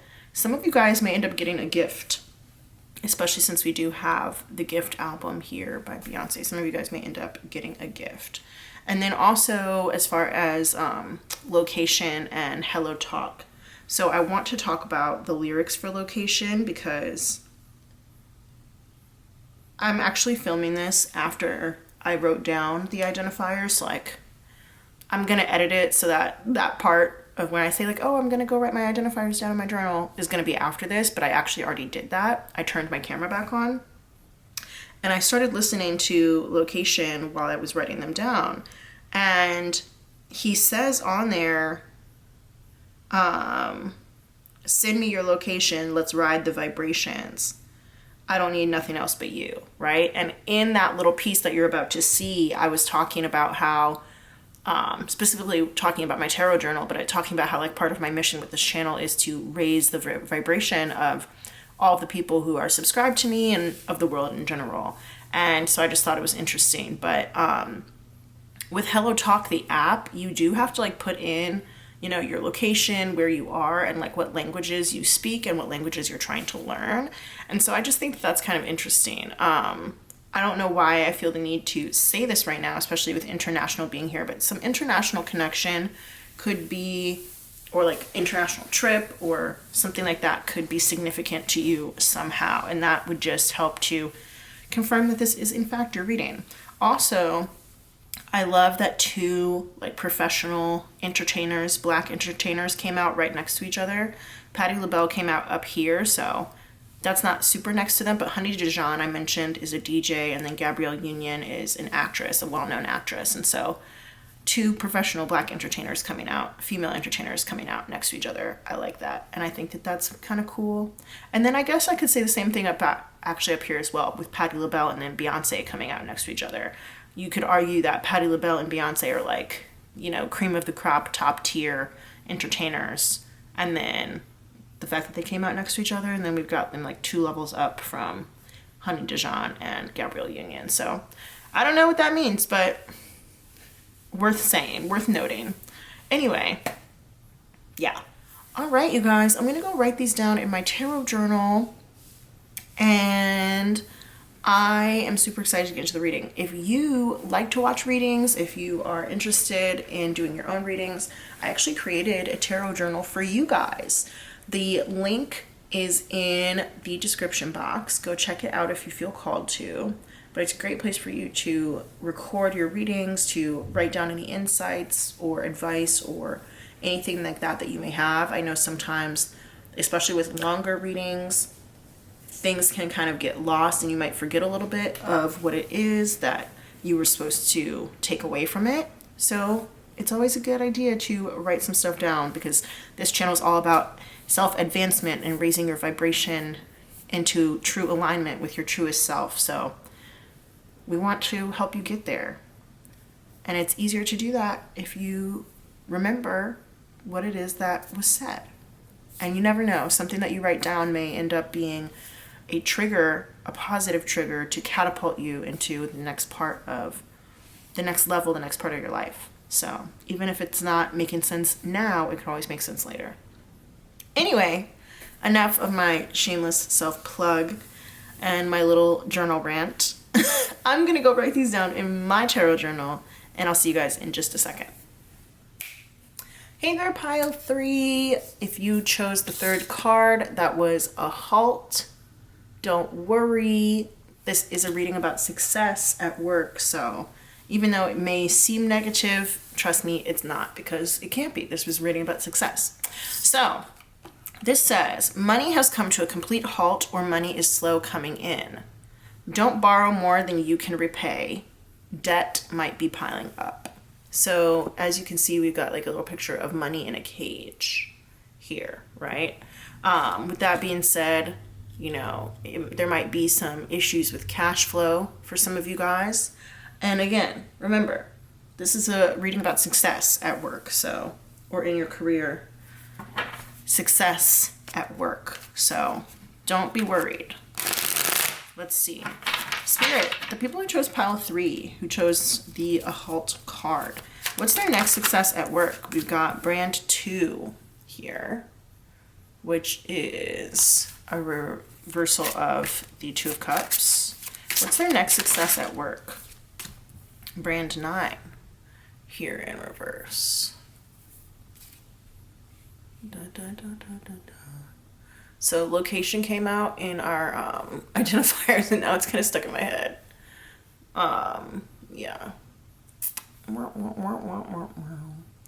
Anyway, some of you guys might be let go from a job, or you could be there might be a breakup of some kind, and honestly, if that's the case, it's okay, because it wasn't your dream job anyway. It wasn't your ideal thing to be doing. You didn't like it. Well, I won't say you didn't like it. I think it had a lot of things that you did like, but there was something pretty pivotal about it that you did not enjoy and that didn't resonate with you. And so, you know, when we are let go in that way, whether it's from a job or from a relationship, or, you know, forced to move somewhere or whatever, it is because that thing was not really in alignment with us vibrationally. And so it may seem like negative, but it's actually a blessing, because it allows you to have the freedom, and also a lot of time the free time, to go after something that you really want instead. We got here the legal card, which is the Chariot here in reverse. And that just is saying that you and this thing were not equally yoked. You and this thing, you're going in a different direction. They're going in one direction, you're going in a different direction. And something that, so I was watching like Abraham Hicks yesterday, and then I was also watching Shira 7. We love her. But I'm going to combine something that both of them said, actually. And Abraham Hicks, there was this talk about, you know, this lady, she lost her job, and she said that even though she lost her job, she knew it was a blessing, because she had wanted to quit but couldn't bring herself to do it. And then she ended up getting let go, and, you know, they gave her like a severance package and stuff, so they didn't just like throw her out in the street with nothing. But she probably never would have quit her job of her own volition. And so she knew that it wasn't right for her, but just couldn't bring herself to take that action. And so the discussion was about how now she's open and free to find something that is the appropriate vibrational match for her. And where she feels, you know, more appreciated and more respected and all that stuff. And the thing that Shira 7 said that I would like to repeat here is that, let's say that I guess the example or the question that somebody asked her was that, you know, they were ready to get married. They were in a relationship with somebody, and they lived with that person. They were ready to get married. And that person, their partner, was like on the fence about it still. And they had been together for a few years at that point. And so Shira was like, you know, the way that you're going to bring it up is not going to be in like an emotional way. It's going to be more like a business deal where, you know, I'm ready to take the next step in my life. And for me, that is marriage. And I would like to know, you know, what your thoughts are about that. And if the partner comes back and says that they're not ready for that, then you say, you know what, thank you so much for letting me know that. I really appreciate that we had this talk. And it just seems like I am happy that we talked about this, because it let me know that we have to end the relationship because we're just, you know, moving in different directions. And it's not anything, so now I'm speaking to you. I'm not speaking, you know, repeating what Shira said anymore. It's not like anything necessarily super negative. And she did, of course, you know, talk about different ways that you could maybe try and get the person to maybe see your side about it, I guess, if you wanted to do that. Like when you're in the process of, you know, being about to move out and stuff like that, or about to move on. But the whole idea was like, I can now move on knowing that we were going in two different directions. You know, if that's not something that you're ready for and that's something that I am ready for, then, you know, we're going in two different directions. And at this point, wherever you are in your life, even if you have been released from something, from a job, from a relationship that was giving you some sort of security or some sort of income, just know that you were not going in the same direction, and that this now gives you time, space, and opportunity to find something that is your dream. Because with the Nine of Cups here, this brand 9 card here being in the reverse, it's like when a job or a person has every single thing that you have on your list except for like one thing, but the one thing is like really important. You know, the one thing, like you might be like, oh, well, you know, like they check all the other boxes. And so that one thing, like, I guess I can live without it for a little while. But then the longer you live without it, you kind of realize how really important that one thing actually is. Okay, so I'm going to give an example from my own life here. And it's a silly one, but somebody asks me, you know, like, oh, what's your type? And I was like, oh, you know, I like a person with long hair and tattoos. You know, I like a guy with long hair and tattoos. And, you know, to be successful and financially literate, good with money, that kind of thing, right? And so I meet someone who is like that, you know, out in the wild. I meet somebody who's like that, and it turns out, and I am not a big drinker. I'll just go ahead and put that out there. I'm not a big drinker.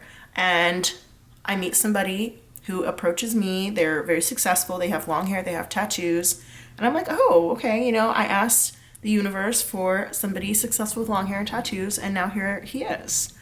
And then it turns out that he really drinks a lot. And I had said, you know, I have friends who drink and stuff, and I don't mind if other people drink. It's not like a trigger for me or anything like that. I just don't personally super enjoy drinking a lot. It's not like I have, you know, any issue with it. But I had said that I would prefer somebody who didn't drink very much or like was sober or something like that. But I didn't feel like that was a deal breaker. And when I finally meet somebody who, you know, like I said, checked all these boxes except for the one, it made me realize how important that one box was and how much I really would prefer to meet somebody who was not a big drinker, who wasn't really into, you know, substance use or anything like that. And so it allowed me to really refine my taste and refine what I was asking for. And I think it's just really important to know what you want from life. And I know sometimes that can be difficult, especially if you do feel lost or if you do feel like you're not entirely where you want to be yet in life, where you feel like you are multi-talented and you don't know which of those talents you can use best or whatever. I know it can be kind of hard to know exactly what you want sometimes, but this time here of being let go from something, or, you know, breaking up with someone or being fired or whatever it is, leaving a job, leaving a situation, it's a success because it actually allows you to refine what it is that you want from the next thing, from the next opportunity, you know? So yeah, that's very valuable, and that's exciting as well. What else is the next success at work for pile 3? We got here Designers, which is the Magician card here in reverse. Anything else for pile 3? We also got Reorganization. That's the Death card in reverse.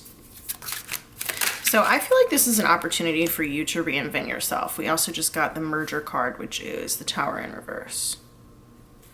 So this is an opportunity, I think, for you to reinvent yourself in some way. What's interesting is that there are hearts all over this reading. Hearts here, here. There's one right here on this painting, and there's one here in the middle.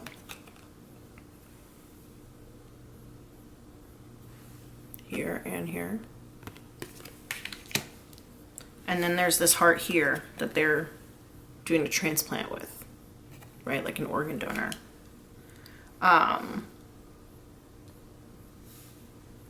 And so with those hearts being here all over this reading, and, you know, all of these cards here are in reverse, every single one of them as well. So this blockage is a redirection. It's a redirection of you, of your life, towards a place and a space that is more suited and more aligned to you, to who you are truly at your core, and to the things that you genuinely, truly want. I said this could be a reinvention, and it may be for some of you guys that you need like a wake-up call. I was about to say like a minor disaster, but I even think that that's too harsh because, again, disaster is a negative word, and that doesn't belong here.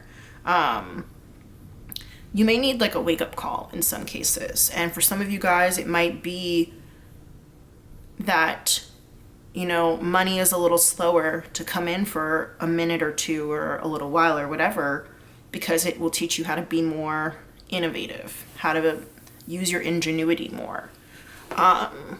Which skills are really the ones that you need to use in order to thrive? Especially with designers here in the reverse. That's the Magician card. And the thing about the Magician is that they have all these tools at their disposal. And when it's in the upright, it's like, they can use each and every one of them to do anything, make anything, create anything. And I mentioned earlier that some of you guys may have an issue with your direction because you might be super talented in many different ways, multi-talented. And here with this in the reverse, it's like the Magician has to maybe pick one or two that are going to be the most beneficial to them at that point in time. And I'm also thinking about how like less is more sometimes. So for example, you'll notice like I typically like to use quite a few different decks in my readings.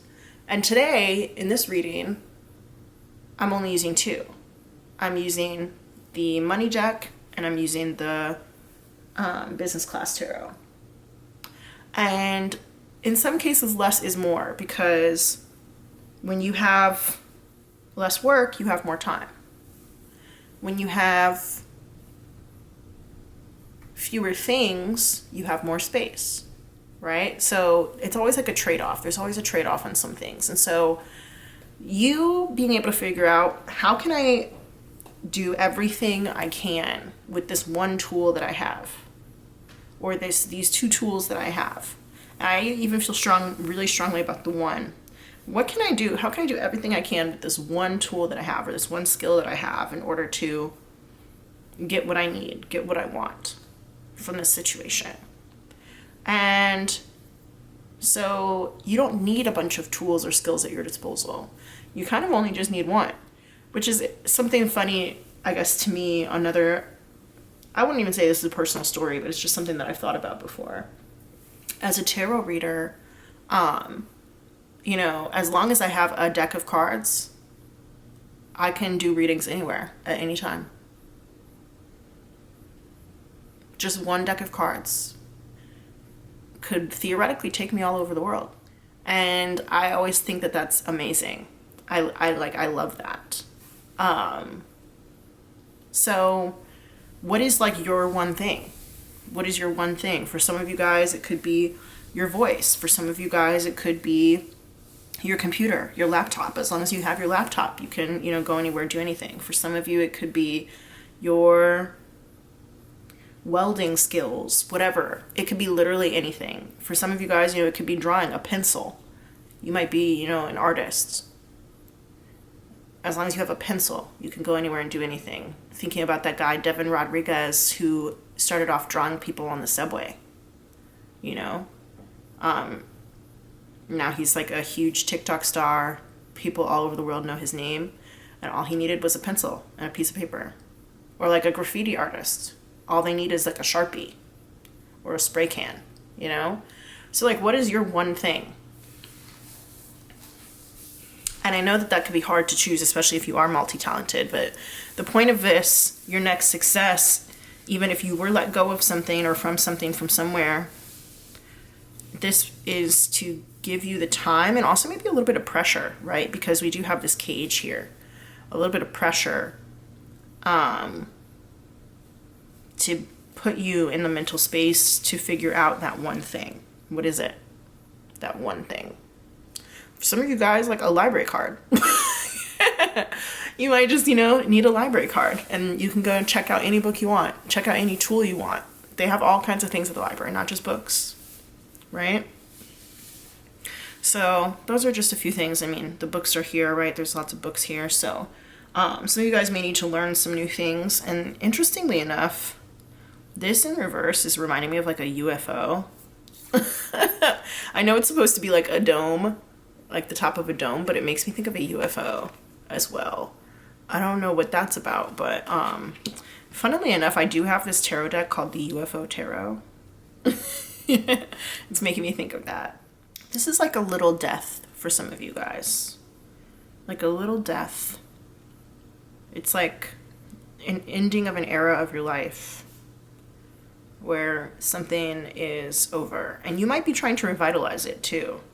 And Spirit is like, we ended that for you for a reason. So for another example, some of you guys, if you let's say you got let go from a job, and you might be, again, highly skilled or very talented, but you've been having a hard time finding a new job. And it's probably because maybe working for somebody else is not part of your highest alignment. Maybe it's not part of your vibration. Maybe you're meant to be an entrepreneur or an artist or, a street performer or whatever, So if you've been trying to revitalize something and it hasn't been working, it's because that thing is not in your best interest. That's not your highest vibrational alignment for you and your truest self in your life. Yeah, it definitely seems like Spirit is trying to get your attention here.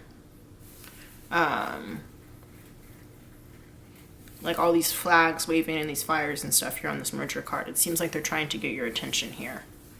And so this is a blessing in disguise. It may not even be a disguise, but it's a blessing.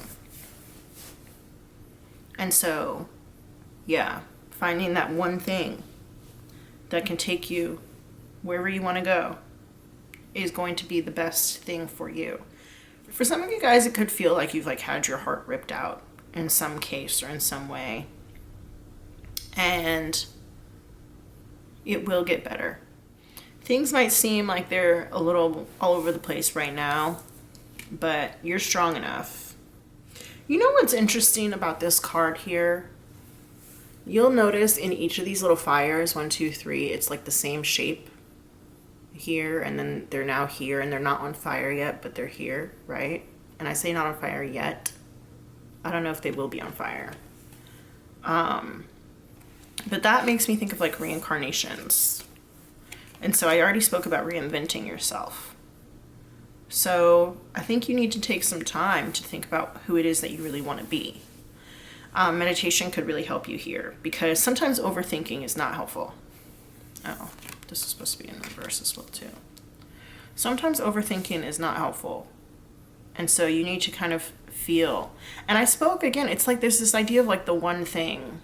It's just one thing that's got me tripping. It's just one thing. That song, One Thing by Amory. I said earlier that the job or the relationship or whatever might have seemed perfect except for that one thing that you realized was actually a lot more important than you gave it credit for initially, right? And I said here with the Magician card, the Designer's card in reverse, that there might be one thing that you can do that is going to take you where you want to go. And so I kind of think that maybe that one thing that was missing from that job or that connection is maybe where you should start. Maybe that's where you should start your search. So in the example that I gave before about, the man with the long hair and the tattoos and the success, and the only thing that was missing was that I felt like I wanted somebody who was less of a drinker or maybe even totally sober or whatever. So for me, I could start looking at sober dating and make that the first qualification, right? Of this is the first thing, sober dating, or you can't drink that much or whatever, right? And so if you put that one thing first, then that could end up changing the trajectory of how it is that you are moving forward. Because I get the idea here of these two things clashing together, and these two people and these two sides clashing together, because we've got these red flag people and blue flag people, right? And it's almost like they're at war together, because you can see here in the background there's like this person here and on each side wearing armor. One here and one here, and they're each having different flags, red flag and blue flag. And then it's like these two people who are both wearing their blue suits. Something else interesting is that you'll look at their feet, and 3 of the feet of the 4,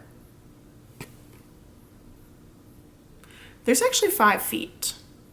Yeah, that's weird. There's actually 5 feet here, and only one of them is facing this way, this way. To the right, my right. All the other 4 are facing left. And so it just goes back to the idea of the one thing. And what's interesting about the fires in the background is that each of those fires only has 4 legs. But the one here in front has 5.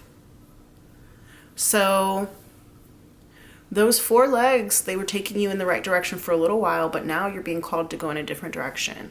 And that journey starts with a single step. And there's that one thing that you figured out was really important to you, that felt like it was missing before. And if you take that, you can run with it and you can change your life. And I think that you're a little bit afraid to do that. You're afraid to go there, whatever that is. Some of you guys may not remember what that one thing is. You may not remember it. You may not see it. But that one thing is really going to help you out to get you to the place that you want to go. And it may be that you feel like you don't have a foundation in that one thing, you know? But it's not difficult necessarily to create a foundation for yourself. You may have to start from the bottom, but you can do it. You can get there. So yeah, for some of you guys, you might want to journal or to read or to do some research on whatever that one thing is. If you feel like you don't have, the right connections in that community, that industry, whatever, you may want to start making those.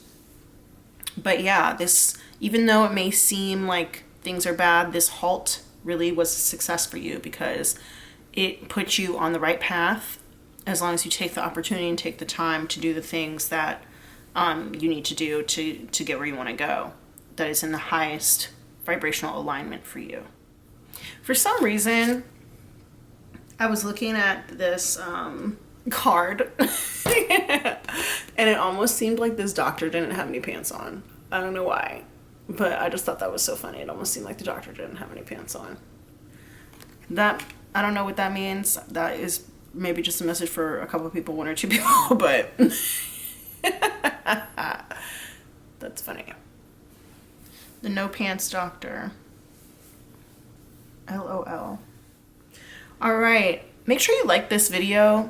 Hit that thumbs up button, smash it for me real quick. It does help the video spread a little farther, and for people who may need to see it, to view it, especially this message, because I think that this message, the people who are in this situation, they might be feeling a little down. They might feel like things are chaotic and that things aren't going their way, but this message could definitely really help them out. So make sure you like this video. Don't forget to subscribe to my channel, because it does make us more connected so that I can be more attuned and accurate with your readings, with your energy. I love you all. Thank you so much for spending time with me today. I'm so, so grateful for each and every one of you.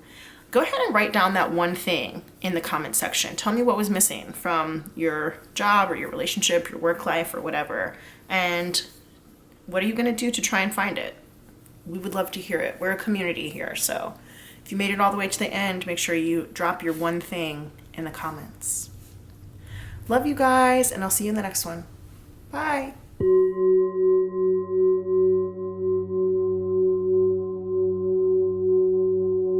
Hey there, my beautiful pile 4s. How are you? Thank you so much for being here with me in this reading today. I'm so excited to do this for you, your next success at work. If you chose the 4th card, that card said work smarter, work smart. It's got this picture of this old dude on here with some glasses, indicating he might be quite wise. We're going to get into the cards in a little bit. If you would like to skip to the part with the cards, there is another timestamp down below that says Pile 4 reading. We're going to get into our identifiers right now. Not everybody needs to watch the identifiers, but if you would like to, I am more than happy to do this for you. These help to confirm that this is in fact your pile. Of course, you were supposed to choose intuitively, and some people who may be trying to, strengthen their intuition or something like that, this is just going to help them to confirm that this is in fact the pile for them. If you already felt really drawn to this Work Smart card, then feel free, if you would like, to skip to the actual reading. Sometimes people just like to watch the identifiers because they're fun. They're very fun. So yeah, the way that this works is that at least one of the things, there's lots of slips in here. You'll see there's lots of slips in this bowl. At least one of the things that comes out of here for Pile 4 should be significant to you somehow. It could resonate with you. It could have shown up in your life in the past few days, even if it was just in passing. Okay? I guess even the past few weeks as well. But days feels really strongly here. So yeah. So for example, if there is like a food or something like that that comes out of here, that food could be your favorite food, or maybe once upon a time it was your favorite food and you ate it a bunch during a period of your life. That would be significant, right? Or maybe you just like ate it recently, or maybe you saw it in the grocery store and like took notice of it the other day, or maybe somebody was talking to you about it or something like that, right? So yeah, or maybe you just heard somebody talking about it. I don't know. Either way, let's see. Pile 4. Who are my Work Smart people? People who chose Pile 4 for this reading. Your next success at work.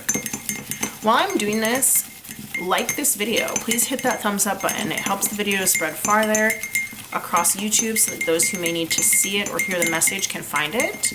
And you can subscribe to my channel. I would love to have you as my subscriber. It makes us more connected. It makes my readings more attuned to you and your energy. And overall, it's just a lot of fun over here. So come hang out with us and subscribe. All right, who are my Pile 4 people, Spirit? Anybody else in Pile 4? All right, let's see. We've got Zac Brown Band, Colder Weather. I just wanted to say Zac Efron, and that is not accurate. I'm pretty sure I only have one Zac Efron slip, and I think that it came out in Pile 1. But Zac Brown Band, Colder Weather. That's a song. She said, I want to see you again. But I'm stuck in colder weather. Fresh air. So I'm getting like mountains. Mountains feel significant, and this guy even kind of like looks like a mountain man, Mountain man. All right, let's see. Energy by Drake. I was just listening to that song, Energy by Tyler Jane, and it's all because I'm working on my energy. I was listening to like my affirmations playlist. I can link it below for you guys, I guess. I never did that before, but I might as well. Right before I started filming this reading, I was listening to my affirmations playlist. So there was a song I wanted to sing when I was opening this one up. It was Just Like Magic by Ariana Grande. So affirmations could be important to you. You could be working on your energy. Angela Bassett. She's an actress. Her husband, Courtney B. Vance, came out in Pile. Which one?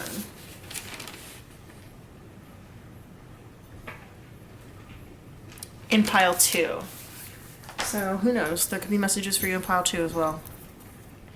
And it's all because I'm working on my energy. The Postal Service. That could be like actually sending something through the mail. But there's also a band called the Postal Service. Lemongrass. That is like a flavor, a scent, a plant. Set It Off. Queen Latifah. So Set It Off is a movie. Queen Latifah is one of the stars in that movie, along with Jada Pinkett Smith, Kimberly Elise, and Vivica Fox, I want to say. God Must Have Spent a Little More Time on You. In Sync. That's a song.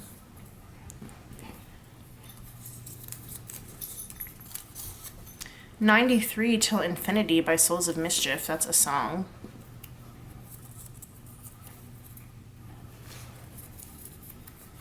Teach for... Oh, God.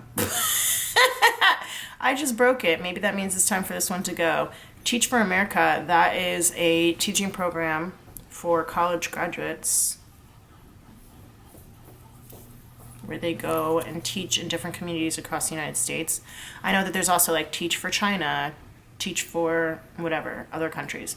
Cardi B, musician. Good karma, my aesthetic. Keep my conscience clear, that's why I'm so magnetic. Oh God, I'm just ripping everything. Fall Out Boy.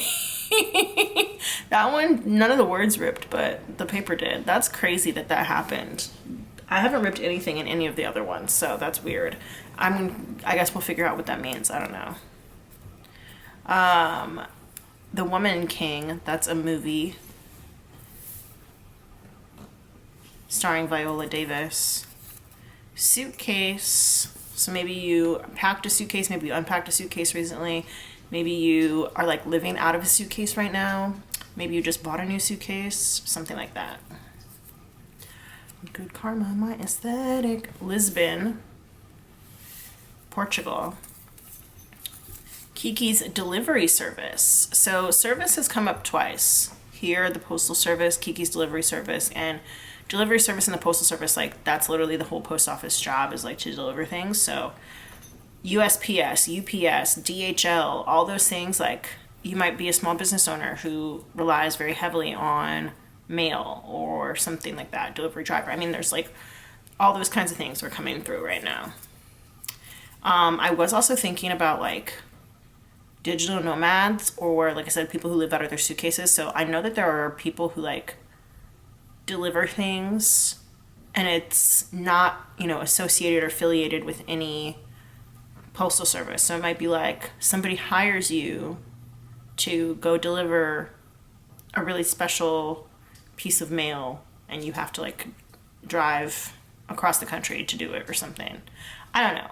Something weird like that. I'm also thinking now about like mules. Like the kind who carry illicit substances.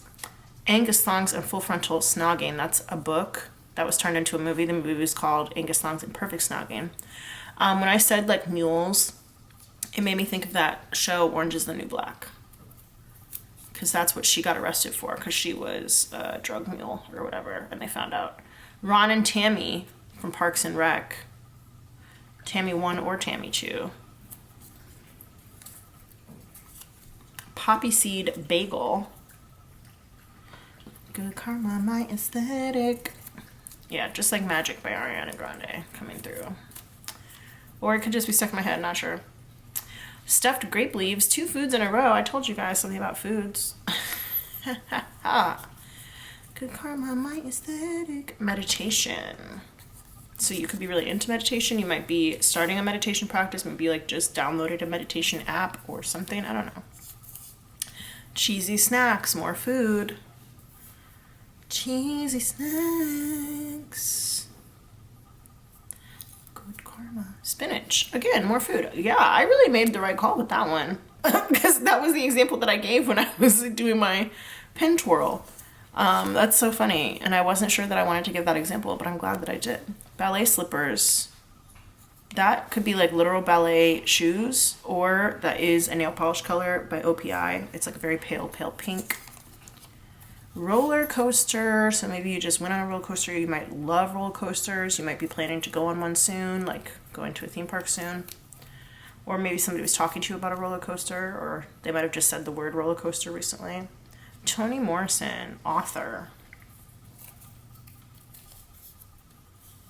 Nashville, Tennessee. Mike's Mike from YouTube. He's another YouTuber. He does a lot of like TV recaps, movie recaps, that kind of thing. Good by Better Than Ezra. That's a song. Baskin Robbins. So this is the ice cream store, but it's also supposed to be like Carol Baskin and Tony Robbins. So any of those 3 things. And then we've got, last but not least, Love, Simon. That's a movie. It's a little cute movie. All right, cool. And I wanted to mention that Jennifer Garner plays the mom. I don't know why I wanted to mention that, but I did. Anyway, now that I'm saying Jennifer Garner, I'm thinking about that show Alias. I've never seen that show. I don't know really what it's about. I think she's a spy, but that kind of gives like the same kind of vibes as like the whole drug meal thing. Anyway, yeah, and then like Fall Out Boy being here, that makes me think of like the person that you leave like holding the bag, so to speak, you know? I don't know if you guys know what that means. Holding the bag is like when something goes wrong, there's, you know, somebody who has to take the blame for it, and so you say that that person is left holding the bag, so it's like they're the ones who get caught like red-handed, you know, with like the bag of stuff that's being stolen or whatever. So they're the person who has to deal with the fallout. I'm definitely getting those vibes. Good karma, my aesthetic. Keep my contents clear, that's why I'm so magnetic.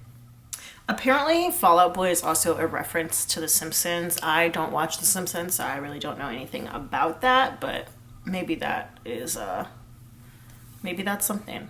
Anyway, I'm going to go write these down in my tarot journal.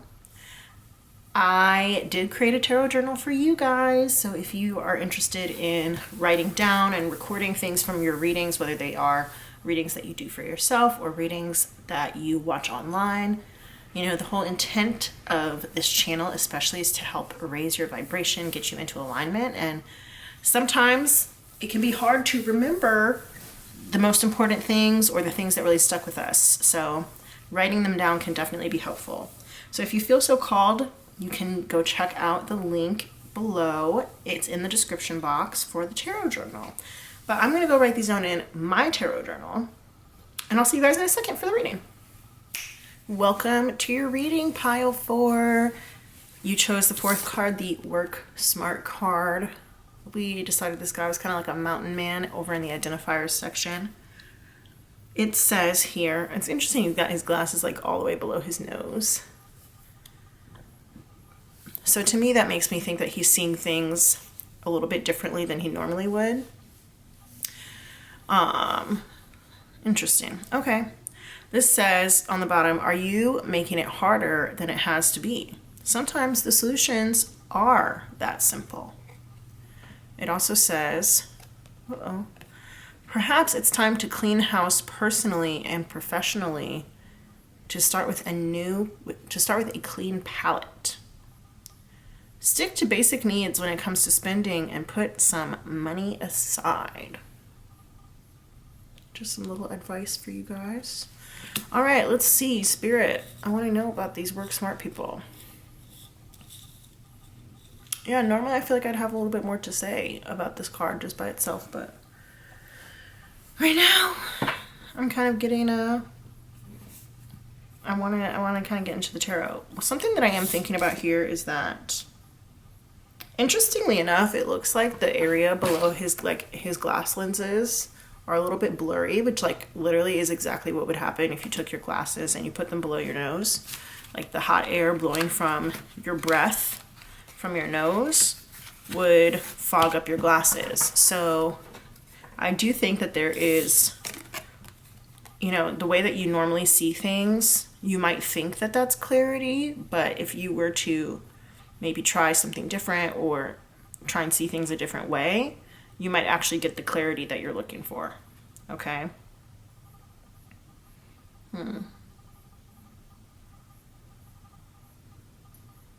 So like, you know how like people will use glasses if they're nearsighted or farsighted or something like that. It's like if you're nearsighted and you can see things like up close, maybe removing your glasses and taking away just the ability to see things far away. So like you're only kind of paying attention to the here and now, what's in the present moment or what's closest to you, might change your perspective a little bit. For those of you, if kind of even opposite, if there's like somebody who's farsighted, they can see things far away, but they can't see things up close. The glasses would allow them to see things up close. Those people, if they remove their glasses, their focus would go to things that are a little bit further down the road. So thinking about that in terms of like time and presence, right? It might be helpful for some of you guys to think more about the future, and it might be helpful for others of you guys to think more about the present, okay? Work smart also makes me think about goals, right? In order to work smart, you have to know what your goals are. Otherwise, it's kind of like in Alice in Wonderland when she's like, oh, I need help, I need directions. And he's like, well, where are you going? And she's like, well, I don't know. And he says, well, if you don't know where you're going, then the path that you take doesn't really matter, right? So how are you going to work smart if you don't know where you're trying to go? Smart also makes me think of SMART goals, right? Specific, measurable, actionable, realistic, and time-bound. That's what that acronym stands for. So some of you guys might need to do some SMART goals as well. But yeah, we're looking at your next success at work. Let's see. Maybe some of you guys did some SMART goals and you reached them in, the time that was allotted. Maybe your next success at work will be getting some SMART goals down. Or it might be that the time comes and you finally achieved whatever the goal is. We'll see. Spirit. Pile 4. The people who chose Pile 4. What is their next success at work? Product 6. Ooh, somebody has fans. You have fans. You have followers. You have subscribers. You have people at work who support you, who like you, who hold you up, who really see your value.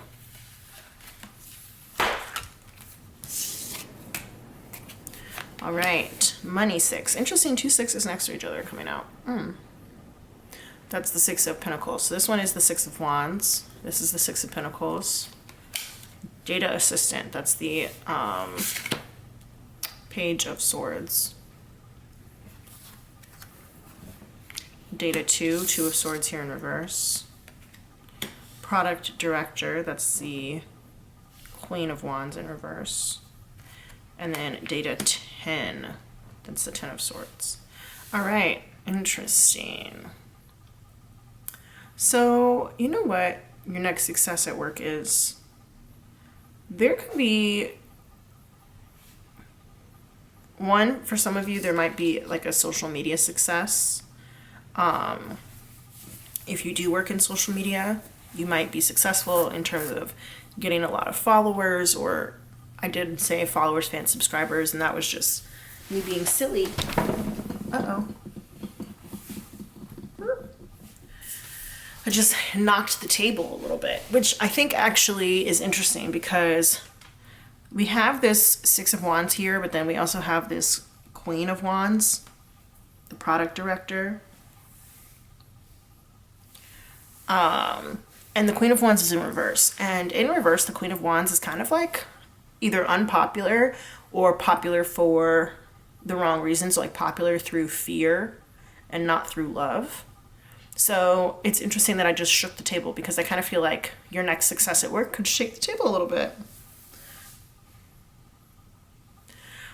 So even though it is successful, there could be some, I don't want to say backlash. Backlash, I don't think is the right word.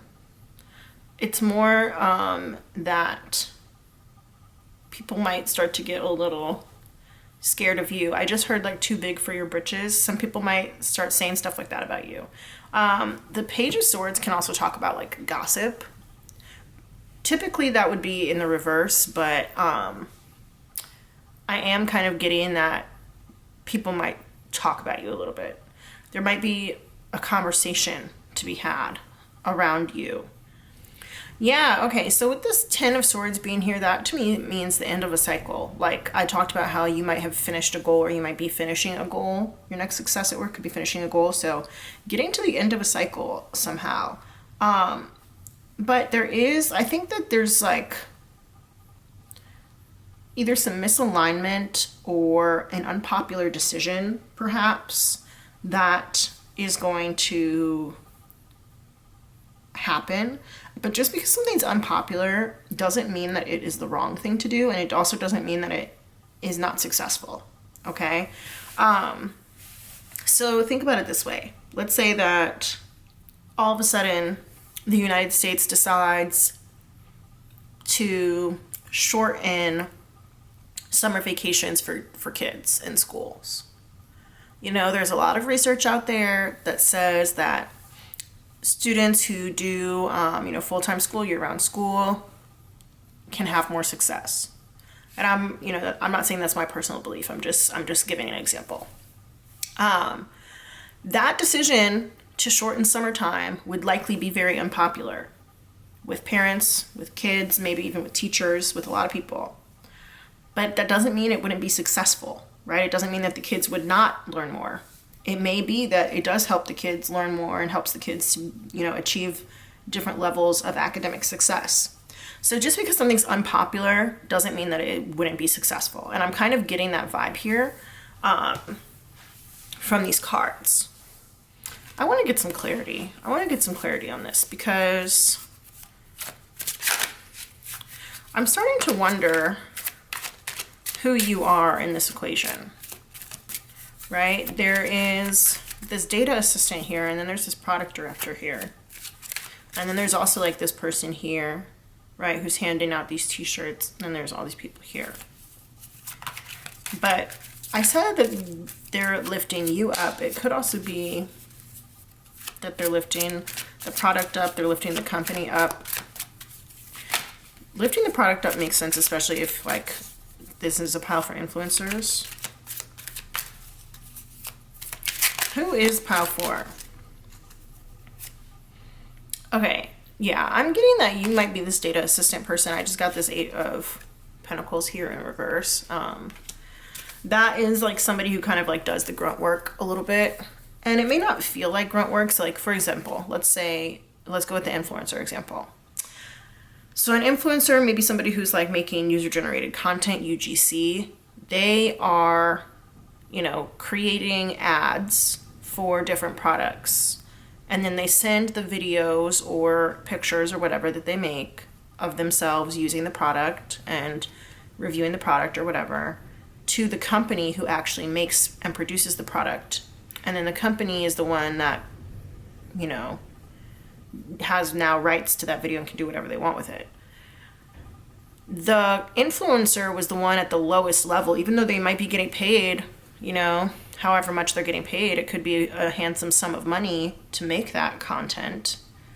They're still kind of doing the grunt work of the content creation, right? So I kind of feel like you might be somebody who is on the lower levels, possibly on the entry level or just lower levels of your work. You could be just getting started off with something, potentially. And if that's the case, I think that cycle is kind of coming to an end. Or one of your goals, you're about to hit that goal, which is really exciting.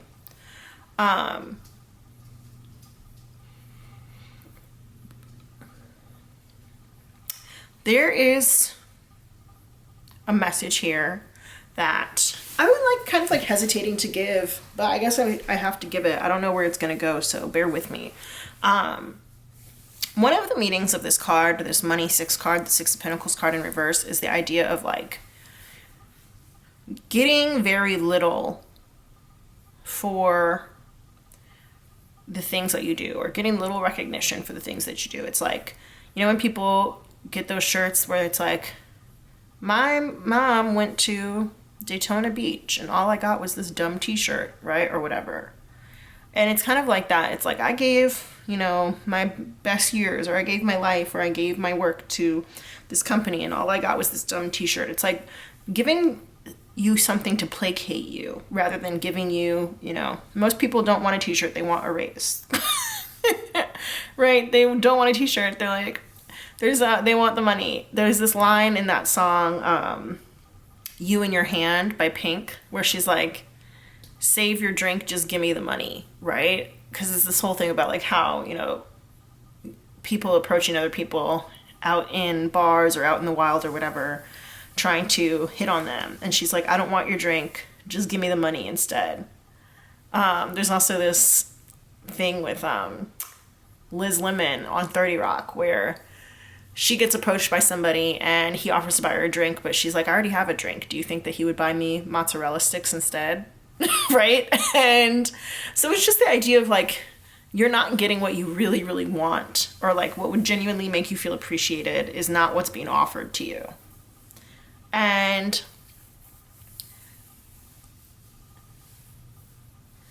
I feel like if that's the case right now in your current cycle, I think that that cycle is coming to an end. It might take a little time, but it's coming to an end. And it will especially come to an end if you decide to work smarter and have different goals. So some of you guys may need to do some research on how to get to that point. And I'm also hearing the phrase like shit or get off the pot, right? With this 2 of Swords here in reverse. That's like, you've had enough time to think about it. A decision needs to be made. And the decision that you make might be an unpopular one. But in making that unpopular decision, it will allow you to end that cycle. And I think it will also allow you to become like a force to be reckoned with too. Because it's like when you look at this card, you see all these like, it's like these pieces of data coming down and they're like, all these people are like, right? But it's like, data, I won't say it can't hurt you. Because information knowledge is power, right? So it might not be able to physically hurt you. Well, I'm not even going to say that either, because sometimes people like, you know, they get whacked for knowing too much. So yeah, I mean, there's lots of different things that knowledge can do. So I feel like you making the choice to learn something new is going to make you like a force to be reckoned with. I just heard like formidable, okay? Because I kind of feel like, especially if you do have, yeah, and this is, it could be some hard work that needs to go into this as well. If you do have support, you know, whether that's support in your company or if you have like your own social media following or whatever, but like if you have significant amount of support, then you could really make a dent and make a difference. And you know what is interesting as well? I just felt like the idea of like going on strike coming through. In the identifiers, we got like the postal service, we got Kiki's delivery service, and I talked about like people who deliver stuff. And I know that like Amazon workers have been / were on strike for a while, and UPS workers were on strike for a while, and UPS workers, like, they held out and they got what they were asking for, right? And now they make the money that they want and they're all back to work and they, you know, got the benefits and stuff that they wanted. So I kind of feel like this is one of those situations where it's like, we have the numbers, we have the support that we need, we just need a little bit more information. We need to learn a little bit more. We need some goals that we need to accomplish, and we need to take action on that. We need to become of one mind. And there might be 2 different opinions on these situations. There might be some people who agree with you and some people who don't agree with you in this. And I don't think you're ever going to get everybody on your side to agree with you. Like, I don't ever think that you're going to be able to get everybody who's not on your side to come over to your side. I don't think everybody is going to ever agree with you, but the decision that you make is going to kind of leave those people in the dust, the ones who didn't agree with you at the beginning. It's going to leave them in the dust. I feel like there might be things like that you're being asked to do that are not really part of your job description, or that are not really like the best way for you to spend your time, or just not really for you. And if that's the case, then I think you're not the only person who feels that way. Now, let's say that you are, you know, an entrepreneur or influencer or something like that, and you don't work for a company, but maybe say that you do deals with them or whatever, and you feel like you're not getting credit where credit is due, or you're not getting, you know, the money that you want. And like, instead of let's say that you wanted $10,000 from this brand deal, and they're like, well, we'll give you $5,000 and, 8 free products or whatever, right? And you're like, no, I want $10,000. I don't want 8 free products. I want $10,000, right? I feel like you are going to make a decision. You're going to do some research, and you're going to make a decision to kind of like stop taking those types of deals. And you're going to be a little bit more aggressive with what it is that you bring to the table and why it is that you're so popular. And this product director, this Queen of Wands in reverse, like, she's a little scary. She's like not scary, I don't want to say in a bad way, but it's definitely kind of like Regina George energy. It's kind of like she's scary, but like you get it. Like you get why she's popular. You get why everybody likes her. You just get it. And even though you're scared of her, you understand that like she's not necessarily going to lose anything by, let's say that you wanted to make a deal with Regina George, right? Regina George is beautiful. She has, the rich parents. She's got the big house. We don't really know about her grades, so I can't say that. But, she's decently smart. She's good at social things and can make, plan to destroy somebody's life, right? She's a life ruiner. She ruins people's lives, right? And there's that scary, scary aspect to it, right? So, like, if you wanted to make a deal with Regina George and Regina George said no, it's not like she's going to lose anything by not doing that deal with you. If anything, you might need her more than she needs you. And I kind of feel like that is the attitude that you're going to start taking on. Like, you need me more than I need you. And here's the things that I can do for you or with you. Take it or leave it, right? And there's this idea of like, don't look too closely because you might get burned. And especially if this person has like a lot of support, then it's like they're not the only person who could hurt you, or they have other people who could do their grunt work for them. For some of you guys, you might end up hiring somebody else to do the grunt work for you or whatever, but I feel like you kind of have the power to turn things on its head, turn things around, turn things over, upside down a little bit. But yeah, and this is like a weird success, but it's it's like a power success. It's like a social success in a way. But yeah, again, information is power. Knowledge is power. Some of you guys might be sitting on some information that you haven't told anybody, and you're going to tell. You're like, I'm going to tell. I'm saying it. And it might be an unpopular thing to say, but I'm saying it. And then it like causes like a shitstorm, a hailstorm. You know what it's reminding me of? It's reminding me of that Cat Williams interview with Shannon Sharp on Club Shay Shay, where Cat Williams just was like, I'm going to tell everybody everything, and I'm going to say all this stuff, right? And it caused a huge commotion, like comments everywhere, flying all across the internet on multiple social media platforms, So yeah, definitely the energy of work smarter, not harder is coming through. I think that this message is to tell you there's a better way to do things. And if you feel like you're working too hard or whatever, especially if it's not for for your own true benefit, then there's a different way to do things. And I think that you need to find a reality where that is true for you. For some of you guys, like Star Trek is coming through. Isn't that the one where they do like how do I do that? Like this? They do like the this? His hands are kind of like that over here on this card. I don't know why. And then like he's got like the VR headset on, which also kind of reminds me of that episode of Black Mirror.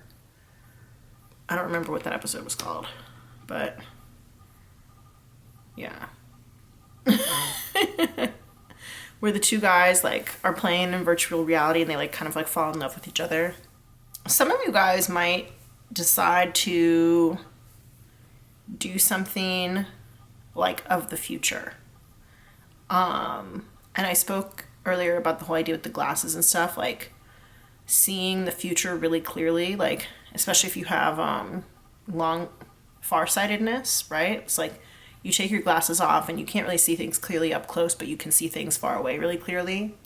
And so it's this idea of like being able to see the future really clearly, like with the metaverse and how AI is going to impact our world and robots and technology and holograms and blah, blah, blah, virtual reality. Like, I feel like you might have either really good theories about that or like really good ideas about that. And again, they might not be popular right now, but I feel like you could spend a lot of time working on learning more about that. And when the time comes for that to actually be put into play, you'll be really ahead of the curve. But yeah, some of you working smarter, not harder, that there's an easier way to do things. AI could really be significant here for sure. So yeah, overall, I feel like your next success at work is going to be something to do with like the man. Taking down the man, finding a way to work smarter, not harder at your job, finding a way to achieve some of your goals, and to get what it is that you really want from the situation and from the scenario instead of just having to take what is offered to you. So yeah, I think there's also like an attitude of like, I'm that bitch, I'm him, I'm her, right? That you're going to take on that is really going to help you. But yeah, definitely the end of a cycle, like taking, I even heard the world by storm. For real. And getting a lot of support. Sorry for shaking the camera. Again, the idea of shaking the table. Getting a lot of support, shaking the table, making a ruckus, okay?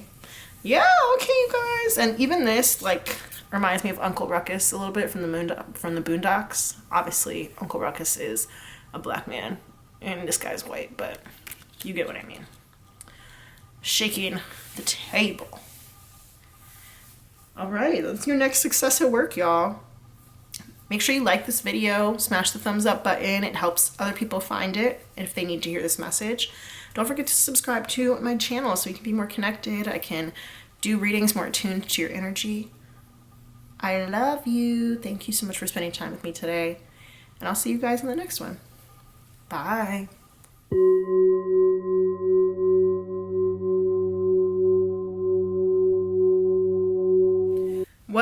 What's up, pile 5? Hey there. If you chose the 5th card, that card was Angelic Help.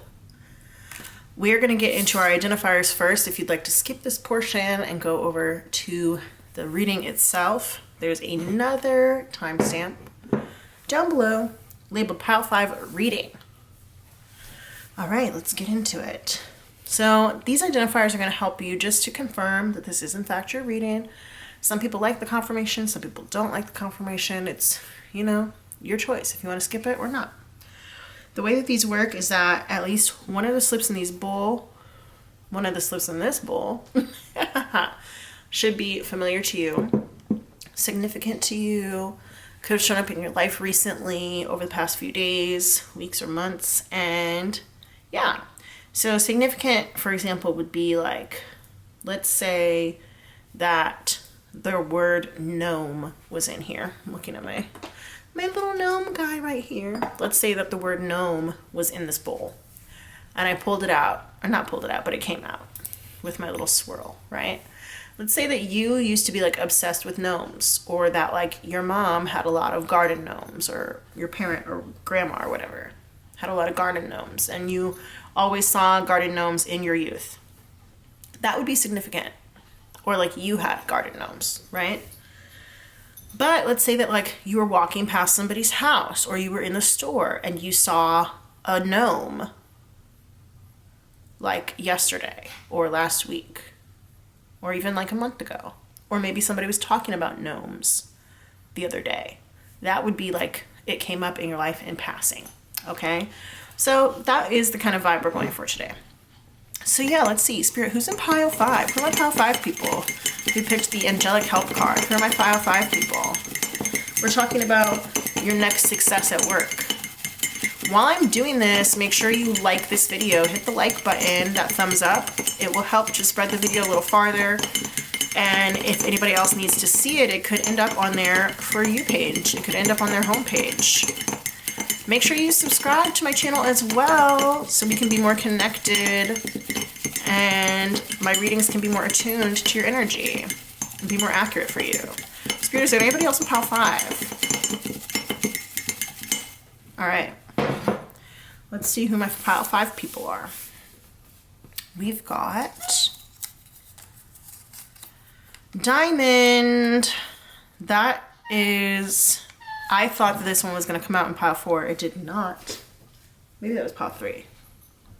That could have been pile 3. I thought it was going to come out in pile 3. Yeah, I thought it was going to come out in pile 3. It didn't, but Love is Blind was also significant in pile 3. So Diamond from Love is Blind Season 1. That could also be a gemstone or an engagement. You might have messages in pile 3. That's possible. Block Party. That's a band. You also maybe like could have gone to a block party or have been invited to a block party, put on a block party, something like that. Permission by Ro James. That's a song. With your permission. That song, I first heard it on the Magic Mike, like Finding Magic Mike or whatever it was on HBO. I liked that show.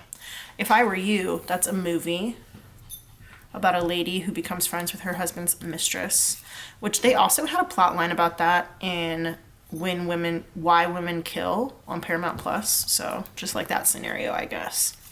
Stardust, Michelle Pfeiffer. Stardust is a movie. Michelle Pfeiffer is one of the stars in that movie. Is Ewan McGregor in that movie? I don't know. Maybe he is. Fish Food, Ben and Jerry's. That could also be like the band Fish, Phish. But Fish Food is a ice cream flavor. I guess it could also be like actual fish food if you have a fish. Maybe you like had to buy some new fish food or something. I don't know. Slow Burn by Casey Musgraves. That's a song. For some reason, what is the name? A Lifetime. That's that song. It's by Better Than Ezra. Also came up for me just now. Las Vegas. Maybe somebody's named Allie. I don't know. But in that song, A Lifetime, like they say, Allie woke up 8 a.m. graduation day. So yeah. Okay. Clumsy by Fergie. And the next line of that song that I was just singing, A Lifetime, is got into a car, crashed along the way. So there's this idea of being clumsy. Maybe somebody was in a car accident recently. I don't know.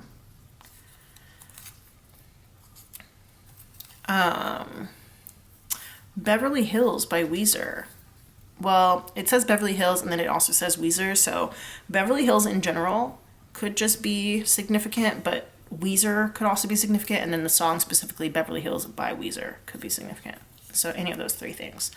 Misa Misa from Death Note. Honeybee, The Head and the Heart. That's a song.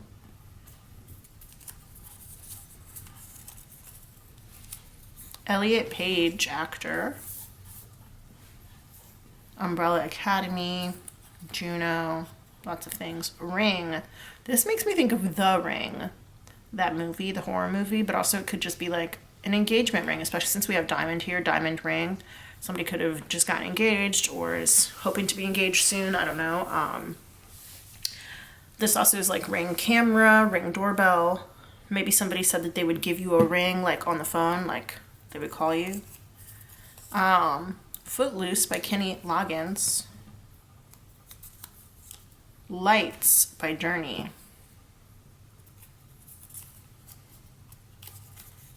Addis Ababa, that is the capital of Ethiopia. Usman from 90 Day Fiancé, he's a Nigerian musician who's been on 90 Day Fiancé twice with 2 different people. I think it was before the 90 days. I don't think it was like actual 90 Day Fiancé. Post Malone, musician. Posty. Austin Post, I believe is his full name. I don't know. Rules by Kill You Manti, that's a song.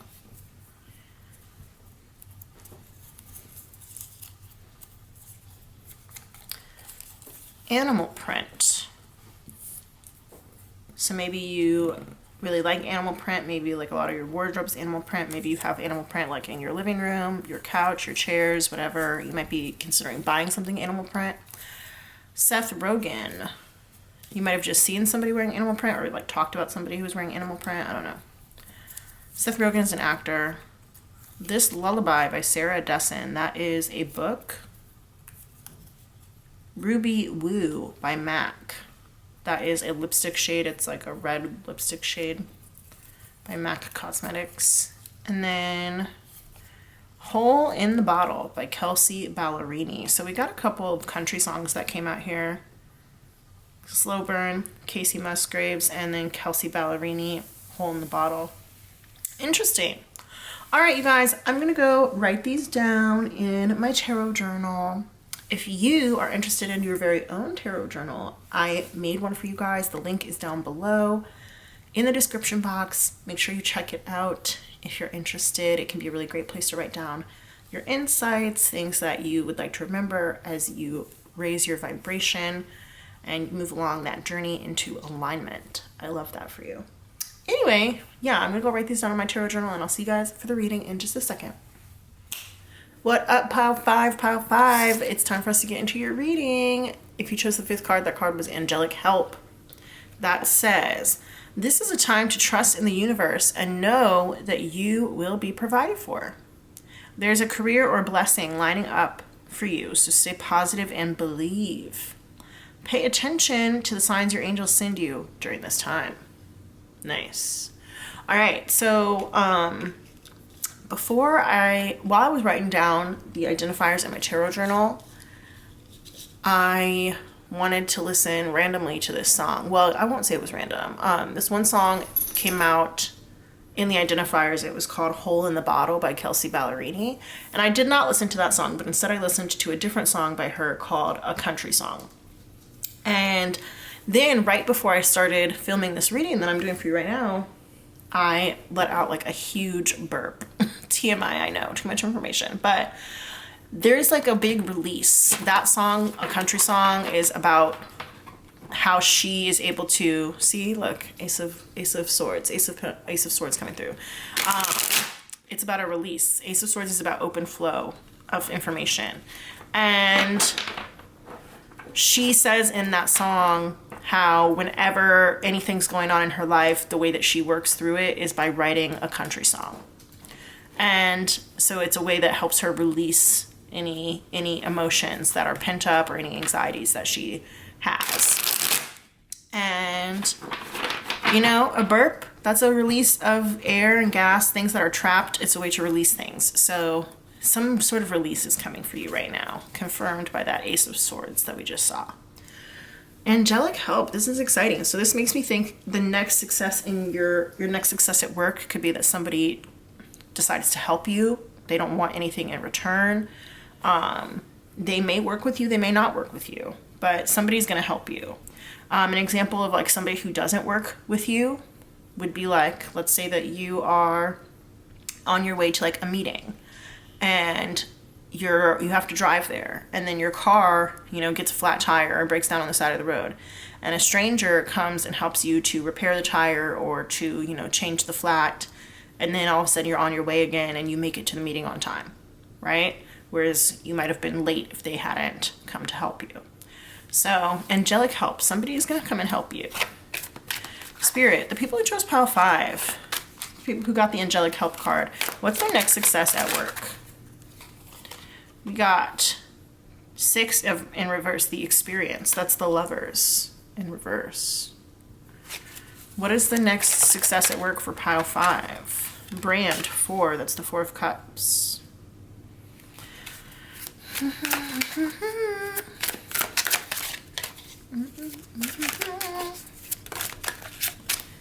The Market, that is the World in reverse. When I need to put my feet back on the ground, go back to my hometown. When I need a night to act my age, me and my friends stay out too late. When I need to feel good in my skin, I drop everything and run to him. CEO here, that's the Emperor in reverse. When nothing makes sense but I need to talk, that's when I call my mom. But I wanna write a country song, and nothing's general on my mind. Anything else for pile 5? Money 7, that's the 7 of Pentacles here. All right, Let's see, where do we go? Where do we go? Where do we go from here? All right.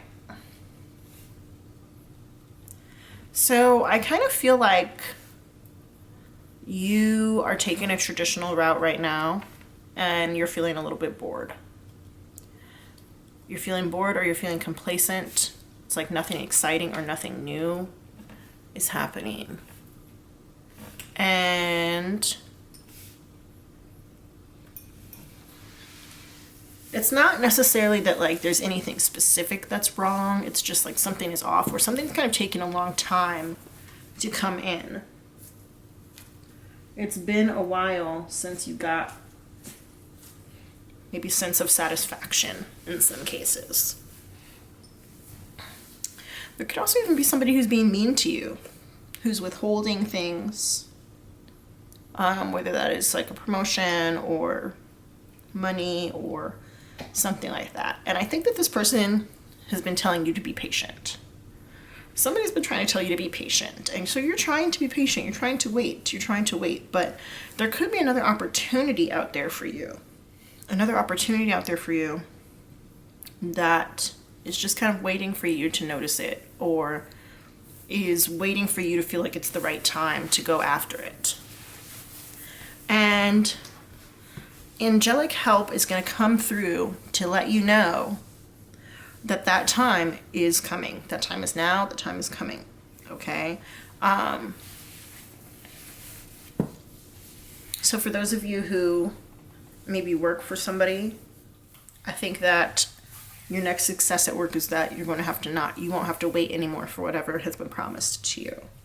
For others of you, I am seeing potentially a new position coming through. If you work for yourself and you feel like something has been off, or you're not living up to your highest potential, you're not being like the best CEO or boss or whatever that you could be, you're going to kind of realize, somebody's going to come around who helps you realize that you have planted seeds incorrectly, or that the traditional method is not for you. Because you see how these hearts are on the ground here? They're not like sitting pretty on the ground. You know? They're like willy-nilly. They're like willy-nilly on the ground. So I kind of get this idea of like doing something for the sake of doing it. Maybe because you think it's required of you. But I am seeing a lack of inspiration here. We do also have 3 major arcana cards here, and they're all in the reverse. And that indicates a major blockage of your energy.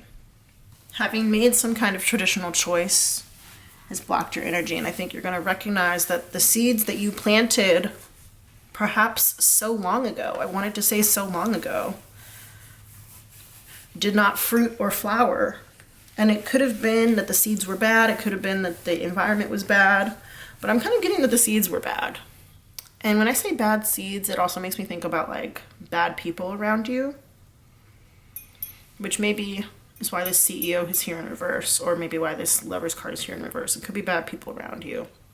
And I think somebody's going to come in to help you recognize that, or something's going to happen, because it does say on this card here, trust in the universe and know that you will be provided for. So the universe could just come through. Angels could come through. And they don't have to be earth angels. They could be like spiritual, energetic angels could come through and kind of show you who is maybe being deceptive or not really on your side, maybe who the bad seeds are or what the bad seeds were that you planted. The CEO energy is kind of confusing me. And you know what else is interesting? I didn't say this during the identifiers. They both came out, but I didn't say anything about them because I'd already cleared them away when I thought about it. But looking at the CEO, in her hand right here, there's some sort of like paddle or flask or something like that. But when I was looking at it upside down, it kind of looked like a really big poker chip. And Las Vegas came out in the identifiers And she's also like sitting in this chair, right? She's sitting in this chair here. This scene, this is the second time that the scene has come up to me during reading for YouTube. I don't know why this scene keeps coming up, but it does. Anyway, Seth Rogen also came out in the Identifiers. And so Seth Rogen and Las Vegas together made me think of this movie called Knocked Up, where Seth Rogen is the star.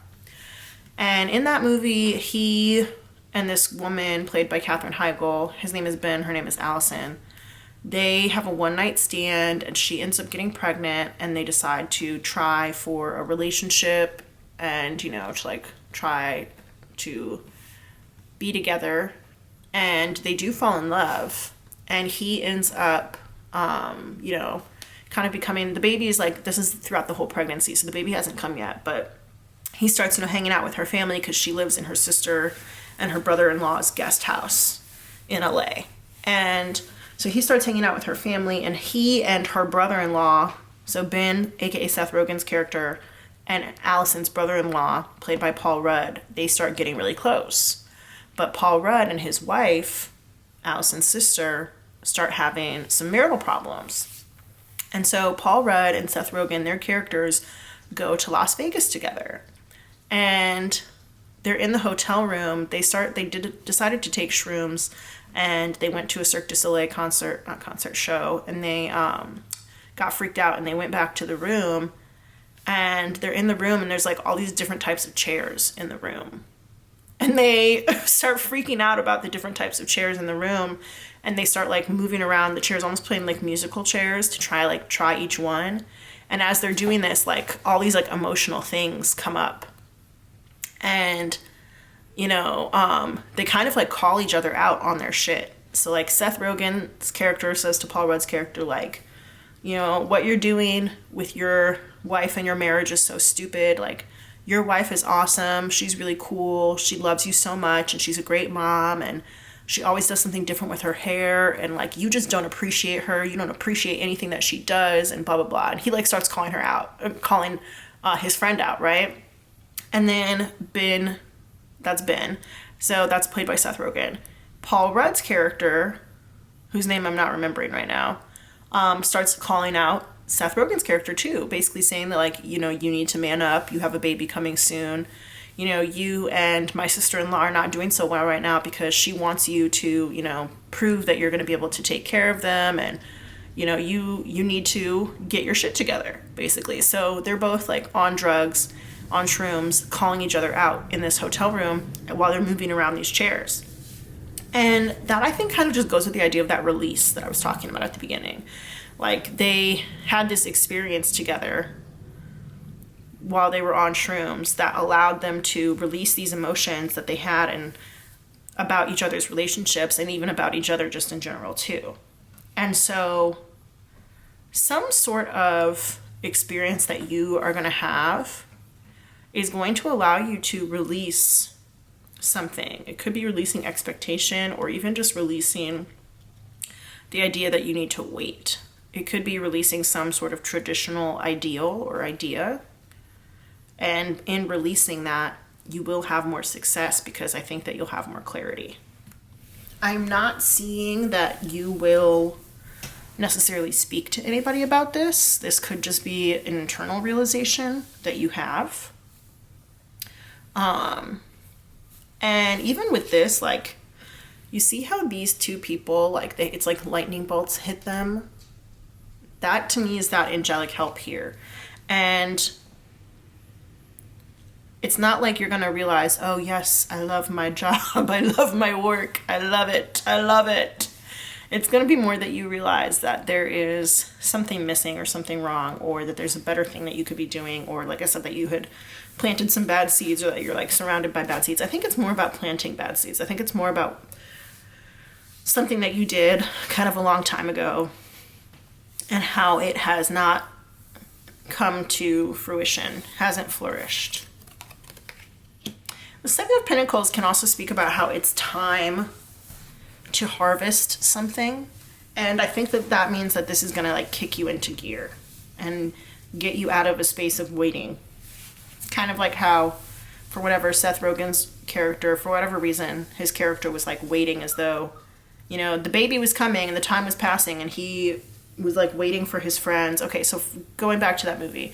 In that movie, his character lives with a whole bunch of friends. They're all like super stoners, and they have this idea for this website where if you type in a movie, it will show you where all the topless or naked scenes are in that movie. Like, it would give you like the timestamps for it. And so they would talk a lot about making this website, but they didn't actually work on it that often. And Seth Rogen's character Ben was like, at first, you know, all in on this, but then as the baby gets closer to being delivered and being born, he's like, friends, hello, when are we gonna, like, we need a timeline, when is this actually gonna be up and running, when are we gonna start making money off of this, because, like, I have a baby on the way, you know, I need money, I need a job, I need all this stuff. And his friends are like, whatever, dude, it'll get done when it gets done, blah, blah, blah, and they don't really have, like, a solid plan. So he ends up deciding to, like, go out and get a different job, and I think he, like, does graphic design or something.